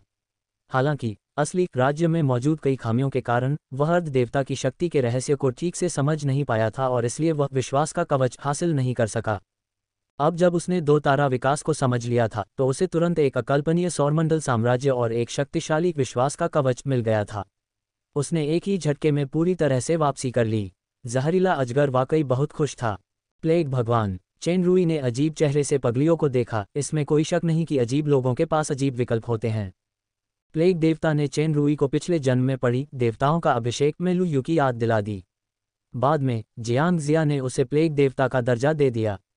हालांकि उसकी प्रतिष्ठा धूमिल हो गई थी, लेकिन उसकी मारक क्षमता अद्भुत थी। मुझे भी नहीं पता, मैं तो पहले से ही एक जहरीली आस्था चाहता था, लेकिन जहरीली आस्था का कोई स्रोत ही नहीं है। इसके बजाय प्लेग उड़कर आ गया।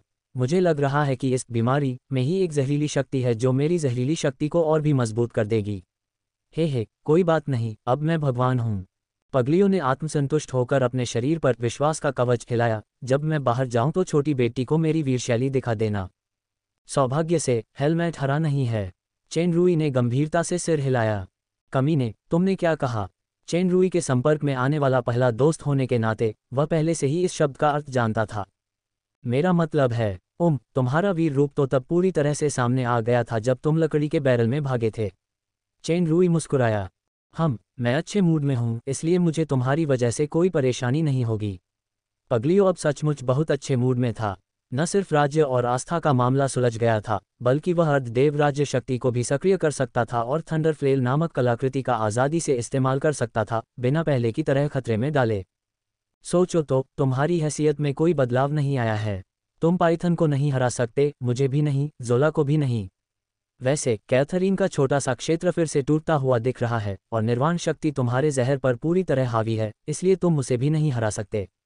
चेन रूई ने गिनती की। तुम हमेशा की तरह अब भी 5वें स्थान पर हो। मैं तुम्हें तब आसानी से बुरी तरह हरा सकता था। जहर वाले अजगर को अचानक कुछ सूझा। अजगर की बात। अब मैं प्लेग का देवता हूँ और उस पागल औरत ने मुझे चंद्र राज्य पर बोझ न बनने को कहा है। अब तक वह खुद यहाँ देवी नहीं बनी है। अगली बार जब मैं उसे देखूंगा। तुम क्या करने वाले हो? एक उदासीन आवाज आए और पगलियों कांप उठा। बिल्कुल नहीं। एक क्षण में उसके सामने आवाज प्रकट हुई। आगे बढ़ो मास्टर पेगलियो। सचमुच एक पागल औरत। इस सिद्धांत के अनुसार कि एक अच्छे ड्रैगन को तुरंत नुकसान नहीं होता। पगलियों ने बड़ी मुश्किल से कुछ कठोर शब्द निकले और मुस्कुराते हुए कहा, ये तो मिस पायथन निकली। मुझे पता था कि तुम हमेशा एक कदम आगे रह सकती हो। मुझे नहीं पता कि बड़ी बहन कौन सी है। सुंदर देवी, बुद्धि की देवी। बुद्धि की देवी कैथरीन है और पाइथन विनाश की देवी है, वेरोनिका ने विनम्रता से समझाया। कयामत की विपत्ति, यह इस निर्दयी पागल औरत पर बिल्कुल फिट बैठता है। मास्टर पॉइजन ड्रैगन ने मन ही मन गाली दी, लेकिन उसके चेहरे पर हैरानी के भाव उभर आए। सरियल की आत्मा में डूम कैलामिटी की शक्ति है, लेकिन दुर्भाग्य से मैं इसका इस्तेमाल नहीं कर सकता। अब जब मेरे पास डूम कैलामिटी की शक्ति है तो मेरे पास एक और शक्तिशाली शक्ति है। पायथन ने उदासीनता से कहा, दरअसल मैं दो तारा विकास को समझने में सबसे तेज नहीं हूँ। जोला और कैथरीन के अलावा जो पहले सफल रही हैं, मेरे आगे एक और है। कौन है? पगलियो फिर हैरान हुआ। उसने सोचा था कि वह तीसरा स्थान ले लेगा, लेकिन अचानक पायथन अचानक प्रकट हो गया। अब असल में एक और व्यक्ति था जो पायथन से तेज था। वह फिर से 5वें स्थान पर था। यह मैं हूँ। पेगलियो के पास से एक जानी पहचानी आवाज़ सुनाई दी। इजाबेला। मास्टर पॉइजन ड्रैगन दंग रह गया। तुम हमसे तेज कैसे हो सकती हो? पायथन ने उपेक्षापूर्वक कहा, यह असामान्य नहीं है। मुझे तुम लोगों से बहुत बाद में 2 सितारा विकास प्राप्त हुआ। शर्म आनी चाहिए पगलियो। यानी अभी केवल राज्य स्तर पर है और अब वह एक राज्य की स्वामी है और इस क्षेत्र में एक देवी बन गई है। उसका प्रशिक्षण पद सुगम है। अर्ध देवता में प्रवेश करना बस समय की बात है। अगर तुम थोड़ी सी उपलब्धि से संतुष्ट हो गए तो जल्द ही तुम पीछे छूट जाओगे। देवता अभी भी मुझसे बहुत दूर हैं। दरअसल जोला और मैं ही सबसे पहले 2 तारा विकास की शक्ति प्राप्त करने वाले थे। जोला के मार्गदर्शन के साथ पायथन द्वारा दी गई आत्मिक शक्ति प्राप्त करने के बाद मैं किसी तरह सफल हो गया। इसाबेला हंसी, ये सिर्फ एक संयोग है। आत्मिक शक्ति का एक अंश अभी भी है जिसे मैंने पूरी तरह से आत्मसात नहीं किया है, इसलिए मेरे पास कड़ी मेहनत करने के अलावा कोई विकल्प नहीं है। पगलियो जानता था कि तथाकथित जोला का मार्गदर्शन तो बस एक बहाना था, यानी लिटिल बेटी की सबसे अच्छी दोस्त थी। जाहिर था कि वह लिटिल बेटी की खातिर उसकी इज्जत बचा रही थी। वह कांप उठा और आह भरते हुए बोला, सारी सुंदर लड़कियां बदसूरत मर्दों के चंगुल में फंस गई हैं। चेन रूई ने आंखें घुमाईं। यह मरा हुआ बतख अजगर इसाबेला ने तुम्हें चेहरा दिया है, बस इसकी कद्र करनी चाहिए। इस वाक्य पर वापस क्यों जाना? वैसे इसाबेला, तुम कौन सी देवी हो? पगलियो ने उत्सुकता से पूछा। इसाबेला साधन संपन्न और षड्यंत्रकारी थी। उसे ज्ञान की देवी बनना चाहिए था, लेकिन कैथरीन तो पहले से ही ज्ञान की देवी थी। छल की देवी, धोखे, झूठ, ब्लैकमेल वगैरह की जिम्मेदार। एक आदमी के आसपास बहुत सारी अच्छी औरतें होती हैं। अगर मैं बुरी बन जाऊं तो ध्यान आकर्षित करना आसान हो जाता है। इसाबेला मुस्कुराई। दरअसल मेरी जिंदगी में मैं झूठ की वजह से मरी और झूठ की वजह से ही जिंदा हुई। मैं जिंदगी भर धोखे में रही हूं, इसलिए मैं दूसरों को धोखा देना चाहती हूं। चेन रुई ने उन नीली आंखों में कोमलता महसूस की और उसका दिल गर्म हो गया। इसाबेला का मतलब उसे साफ समझ आ गया। पहली मौत का धोखा यह था कि यूडोरा ने ब्रीज शैडो बूट्स को धोखा दिया, जिसके परिणामस्वरूप उसके परिवार की दुखद मौत हो गई। वह एक जिंदा मुर्दे की तरह नफरत में डूब गई। दूसरा धोखा यह था कि चेन रुई ने चार्ल्स बनकर उसके दिल को धोखा दिया। स्नो डार्लेट और ब्रीज शैडो बूट्स की बाद की घटनाओं ने उसके दिल की मरी हुई गांठ को पूरी तरह से खोल दिया और उसे उसका असली जीवन वापस पाने का मौका दिया। चे, प्यार भरी नज़रों से देख रहे हो? तुम्हें लगता है कि मैं हूं ही नहीं? जहरीले अजगर ने विश्वास का कवच उतार दिया। वैसे तुम सब यहाँ क्यों हो? आपकी वर्तमान स्थिति की तरह हमारी आत्माओं का एक अंश इस दुनिया से अलग होकर हमेशा के लिए विलीन हो गया है। यह एक ऐसे संबंध की तरह है जो अंतरिक्ष की सीमाओं को पार कर सकता है। उदाहरण के लिए, मेरा मुख्य शरीर अभी भी चंद्र साम्राज्य में सो रहा है, सारियल की शक्ति और साम्राज्य को आत्मसात कर रहा है।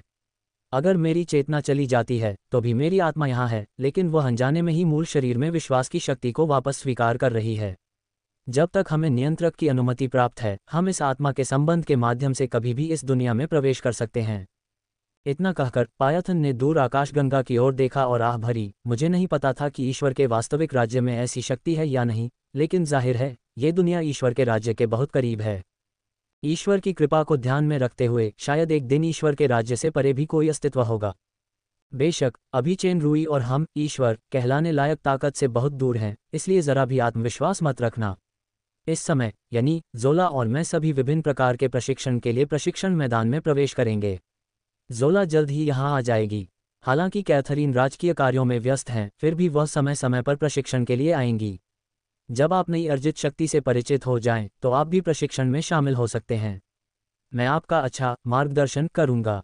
आखिरी वाक्य सुनकर पगलियों से हर उठी और बुदबुदाई, तुम मुझसे फिर बदला लेना चाहती हो? पगली, मैं नहीं लूंगा। क्या? ये स्पष्ट रूप से सुश्री फेरी ड्रैगन की आवाज़ थी, जिसने पगलियों को फिर से चौंका दिया। अगर किसी भयानक पागल औरत से टकराने से भी बदतर कुछ था, तो वो था एक ही समय में दो भयानक पागल औरतों से टकराना। मास्टर पॉइजन ड्रैगन ने बिना किसी हिचकिचाहट के अपनी नई शक्ति से परिचित होने के लिए माफ़ी मांगी और उसने तुरंत अपनी चेतना को दुनिया से हटा लिया। अध्याय 1130 निषेध।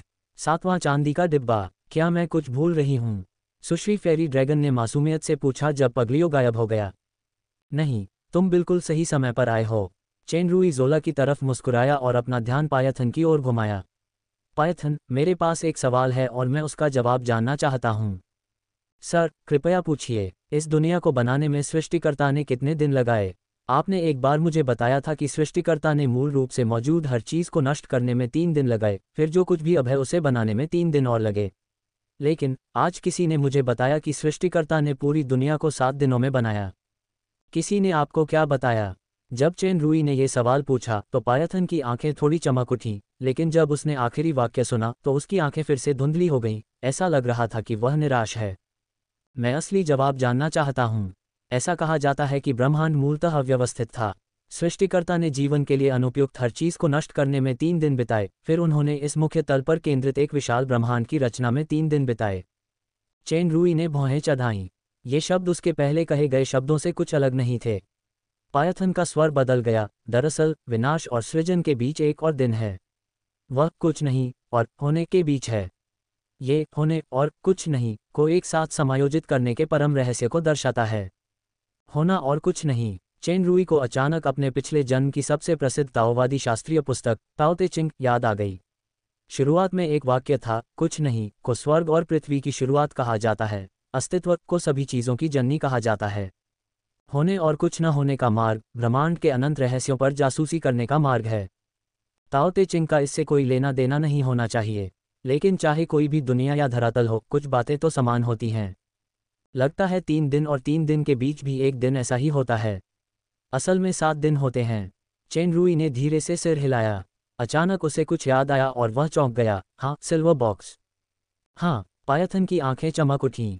सर का जवाब तुरंत आता है। इसीलिए चांदी के डिब्बे को किसी चीज़ का आधा और 1/7 कहा जाता है।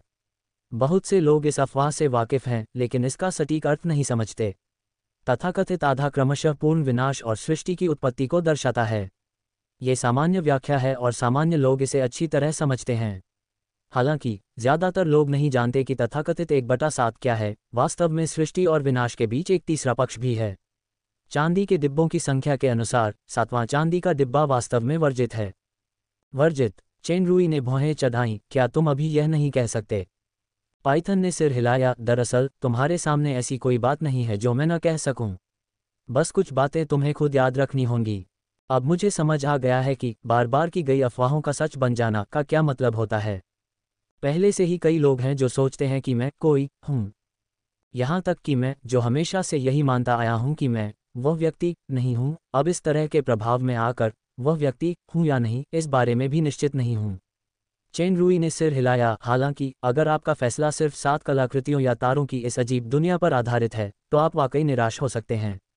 मैं चाहे जो भी हूँ, मैं जानना चाहता हूँ कि यह तथाकथित वर्जित क्या है, बजाय इसके कि मैं बेसब्री से तथाकथित स्मृति पुनर्प्राप्ति का इंतजार करूँ। पायथन, कृपया मुझे जवाब दें। पायथन ने उसे एक पल घूरा और आह भरते हुए कहा, मैं बस एक बात कहूँगा। तुम्हें इस दुनिया की सबसे बड़ी वर्जित बात का अंदाज़ा लगाना चाहिए जिसे सभी बड़े बड़े लोग राज रखते हैं। सबसे बड़ी वर्जना। चेन रुई चिंतन में डूब गई। रसातल या? इसाबेला, जो सुन रही थी, ने संकोच से पूछा। भगवान। चेन रुई, जिसका दिमाग तेज गति से चल रहा था, अचानक अराजकता क्षेत्र में विशाल लाशों के बारे में सोचा और उसने अचानक कहा, देवताओं की गोधूली। क्या ऐसा हो सकता है कि 7वें चांदी के बक्से या अस्तित्व और कुछ नहीं के बीच की सर्वोच्च शक्ति ने देवताओं की मृत्यु या नींद का कारण बना? पायथन ने कोई जवाब नहीं दिया। वास्तव में मुझे यकीन नहीं है कि यह सबसे बड़ा रहस्य है। चेन रुई ने आह भरते हुए कहा, क्या आपका मतलब है कि मैं ही इसे सबसे अच्छी तरह जानता हूँ? हाँ, इस बार पायथन ने काफी दृढ़ता से उत्तर दिया। शायद जब आप सभी 7 कलाकृतियों को पूरी तरह से नियंत्रित कर लेंगे, तो आपको वह उत्तर मिल जाएगा जो आप चाहते हैं। 7 कलाकृतियाँ? चेन रुई ने सोचा और कुछ नहीं कहा। विश्लेषण के क्रम में मौजूदा 7 कलाकृतियों में से ये हैं: ईश्वर भक्षी मुखौटा, पतित देवदूत की तलवार, क्रोध राजा कवच, रक्तिम वलय, हवादार छाया बूट और मायावी दानव ढाल। ये 6 टुकड़े पूरी तरह से आत्मसात हो चुके हैं और बचा हुआ आखिरी टुकड़ा है डार्क शैडो केप, जिसे शून्य बैज भी कहा जाता है। किसी कारण से ये पिछले 6 से थोड़ा अलग है। डीप एनालिसिस की प्रगति बेहद धीमी है। पायथन द्वारा बताई गई जानकारी के आधार पर ये 7 कलाकृतियां 7वें सबसे रहस्यमयी चांदी के बक्से से संबंधित होने की संभावना है। और इन 7 कलाकृतियों का स्वामी चेन रुई है। सटीक रूप से कहें तो गलत समझा गया कोई। अगर मैं इस जानकारी को, चेन रुई ने जितना अधिक इसके बारे में सोचा, उतना ही अधिक वह हैरान हो गया। उसके चेहरे के भाव लगातार बदलते देखकर पायथन ने बीच में ही टोकते हुए कहा, जब तक तुम्हारे पास उचित शक्ति नहीं होगी, तब तक सत्य जानना भी बेकार है। बल्कि इससे तुम्हारा ध्यान भटकेगा। बेहतर होगा कि इस इच्छा को शक्ति की खोज में लगा दो। चेन रुई ने सिर हिलाया। पाइथन सही था। देवताओं की गोधूली और 7वां चांदी का डिब्बा, ये सब दूर की बातें हैं। सबसे ज़रूरी बात यह है कि 3 प्रकाश प्रधान स्वर्गदूतों और शैतान के बीच हुए समझौते से कैसे निपटा जाए। इस समय गैब्रियल के 3 साल पूरे होने में बस 2 साल से ज़्यादा का समय बचा है। यही सबसे बड़ी परीक्षा होगी। समय किसी का इंतज़ार नहीं करता। मुझे जल्द से जल्द बैंगनी ध्रुव तारा सम्राट के रहस्य को समझना होगा और छद्म देवता के चरम चरण का सामना करने की शक्ति जुटानी होगी। एक और बात, यह एथेना के बच्चे के बारे में है। पायथन के शब्दों ने तुरंत सभी का ध्यान आकर्षित कर लिया, विशेष रूप से चेन रुई का। पगलियों ने खुद को ये पूछे बिना नहीं रखा, क्या एथेना के बच्चे में भी ईश्वर का रक्त है? हर बच्चे को ईश्वर का वंश नहीं मिलता। मुझे नहीं पता कि उस बच्चे में ईश्वर का वंश है या नहीं, लेकिन मैं एक बात की पुष्टि कर सकता हूँ, विनाश। पायथन ने चेन रुई के घबराए हुए भाव को देखा। चिंता मत करो, यह कोई बुरी बात नहीं है। मेरा मतलब है कि यह बच्चा विनाश की प्रबल प्रतिभा के साथ पैदा हुआ है। विनाश मूल प्रतिभा, ज़ोला ने सोचा। इस तरह बच्चे की आक्रमण शक्ति का प्रशिक्षण आधे प्रयास से ही कई गुना बढ़ जाएगा और बच्चे में विशेष प्रतिभा भी विकसित हो सकती है। इसाबेला ने ज़ोला से अलग दिशा में सोचा। उसे तुरंत एक और महत्वपूर्ण बात समझ में आ गई, एथेना के बच्चे में विनाश की उत्पत्ति का वरदान क्यों है? क्या इसका उसके गर्भधारण से कोई सीधा संबंध है? जब पाइथन ने ये कहा तो चेन रूई को ये बात याद आ गई और उसने गर्भाधान के समय की गणना की। ठीक यही वह समय था जब वह और पाइथन पूर्ण विनाश की उत्पत्ति को समझने के लिए एक समझौते पर पहुंचे। अजगर ने पहले ही उत्तर दे दिया था, जैसा कि हम सभी जानते हैं, शक्ति जितनी प्रबल होती है, व्यक्ति के लिए संतान उत्पन्न करना उतना ही कठिन होता है। यहाँ तक कि एक मनुष्य जिसकी प्रजनन दर राक्षसों से भी अधिक मजबूत है, वह भी इस नियम से बच नहीं सकता। उन दोनों की शक्ति के साथ संतान उत्पन्न करना आसान नहीं है। एथेना के गर्भवती होने का कारण सीधे तौर पर उस पूर्ण विनाश मूल से संबंधित है जिसे सर समझते हैं। ये किसी रहस्यमय शक्ति की क्रिया के तहत ही होना चाहिए कि विनाश मूल की शक्ति वंश के निर्माण को बढ़ावा देती है। साथ ही ये वंशानुगत भी है। चेन रूई को अचानक समझ आ गया। कोई आश्चर्य नहीं कि एथेना अचानक गर्भवती हो गई। ये वास्तव में विनाश की उत्पत्ति का प्रभाव है। हालांकि इस मूल की विरासत अनोखी है। अगर आप अन्य वंशजों को जन्म देना चाहते हैं तो आप केवल सामान्य संयोजन पर ही भरोसा कर सकते हैं। वैसे क्या चेन रूई का अभी भी पूरा सृष्टि मूल नहीं है? इसाबेला की नीली आंखें चमक उठीं। क्या इसका मतलब यह है कि सृष्टि मूल के वरदान वाला कम से कम एक बच्चा जरूर पैदा होगा? जैसे ही ये शब्द निकले, जोला की आंखें चमक उठीं। पायथन उदासीनता से मुस्कुराया। सैद्धांतिक रूप से तो यही बात है, लेकिन एथेना के गर्भवती होने का कारण निश्चित रूप से भाग्य ही है। सबसे महत्वपूर्ण बात उसकी अपनी काया है। उसे विनाश मूल की शक्ति धारण करने में सबसे अधिक सक्षम होना चाहिए। सृजन मूल के लिए भी उसी अनुरूप काया की आवश्यकता होती है। दुर्भाग्य से तुम्हारे पास ऐसी काया नहीं है। प्रकाश तत्व शरीर, इसाबेला ने तुरंत जवाब दिया। फिर उसने एक निराश अभिव्यक्ति दिखाई। मानव जगत में प्रकाश तत्व काया आम थी, लेकिन इस दानव लोक में, खासकर हरम मंडली में, ऐसा कुछ नहीं था। यहाँ तक कि स्नो डाललेट का पवित्र अवशेष भी केवल प्रकाश तत्व की शक्ति को उत्तेजित करके उत्परिवर्तन उत्पन्न कर सकता था। वह वास्तव में पूरी तरह विपरीत अंधकार तत्व काया को प्रकाश तत्व में परिवर्तित नहीं कर सकता था। पायथन एक वाक्य पर जोर देता है, सटीक रूप से कहें तो ये शुद्ध प्रकाश तत्व काया है। वास्तव में विनाश की उत्पत्ति 7 महान राज परिवारों की रक्त संबंधी काया के अनुकूल नहीं होनी चाहिए, इसलिए इसने शुद्ध अंधकार तत्व के महान दानव शरीर को चुना। विनाश की उत्पत्ति 7 महान राज परिवारों की रक्तरेखा से मेल नहीं खाती। इस वाक्य ने इसाबेला को सोचने पर मजबूर कर दिया। तो फिर उसके बारे में क्या? जोला की नज़र एक व्यक्ति पर पड़ी। वेरोनिका चौंक गई। मैं। इस बार सबकी निगाहें उसकी ओर मुड़ गईं। वेरोनिका मूल रूप से एक मानव थी, लेकिन दुर्भाग्य से अब वह एक आत्मा है। पायथन ने कुछ देर सोचा, अगर मैं अपनी गुप्त तकनीक का उपयोग करके उसकी आत्मा को किसी अन्य मानव शरीर में स्थानांतरित कर दूं तो ये सैद्धांतिक रूप से संभव है। लेकिन पहले हमें सबसे उपयुक्त शरीर ढूंढना होगा। उसकी आत्मा के प्रकाश तत्व शरीर को उसमें फिट करना कोई आसान काम नहीं है। इसके अलावा मेरी आत्मा संलग्न गुप्त तकनीक केवल ये सुनिश्चित कर सकती है कि युद्ध की प्रभावशीलता प्रभावित न हो। जहां तक बच्चे के जन्म की बात है तो इसकी कोई गारंटी नहीं है। इसाबेला और जोला ने एक दूसरे की ओर देखा और बोली, मुझे लगता है कि अगर मौका मिले तो हम इसे आजमा सकते हैं। वेरोनिका चेन रूई का सबसे पहला प्यार थी और वह मिलनसार थी। खैर, ये रिश्ता तो पहले से ही था। यह उस आदमी से बेहतर था जो बच्ची को इंसानों की दुनिया में औरतों से पंगा लेने के बहाने इस्तेमाल करता था। ये बात और आगे बढ़ती जा रही है। इस तरह की बात, इस बारे में बाद में बात करेंगे। चेन रूई ने मध्यस्थता की। वेरोनिका, जो हमेशा से उदार रही थी, भी इस बार शर्माने से खुद को नहीं रोक पाए। उसने तुरंत बहाना बनाया, पागलियो अभी अभी भगवान बना है। मैं नए प्लेग मंदिर और भगवान की मूर्ति की स्थिति देखने जाऊंगी और उसके प्रतिनिधि के रूप में कुछ दैवज्ञ भी चुनूंगी। वेरोनिका को जल्दी से विश्वास के टॉवर में गायब होते देख जोला और इसाबेला ने चेन रूई को एक अप्रत्यक्ष नज़र से देखा, क्योंकि वे पायथन के पीछे प्रशिक्षण मैदान की ओर जा रहे थे। चेन रूई उन दोनों मैडम पत्नियों की नज़रों का मतलब कैसे न समझ पाता।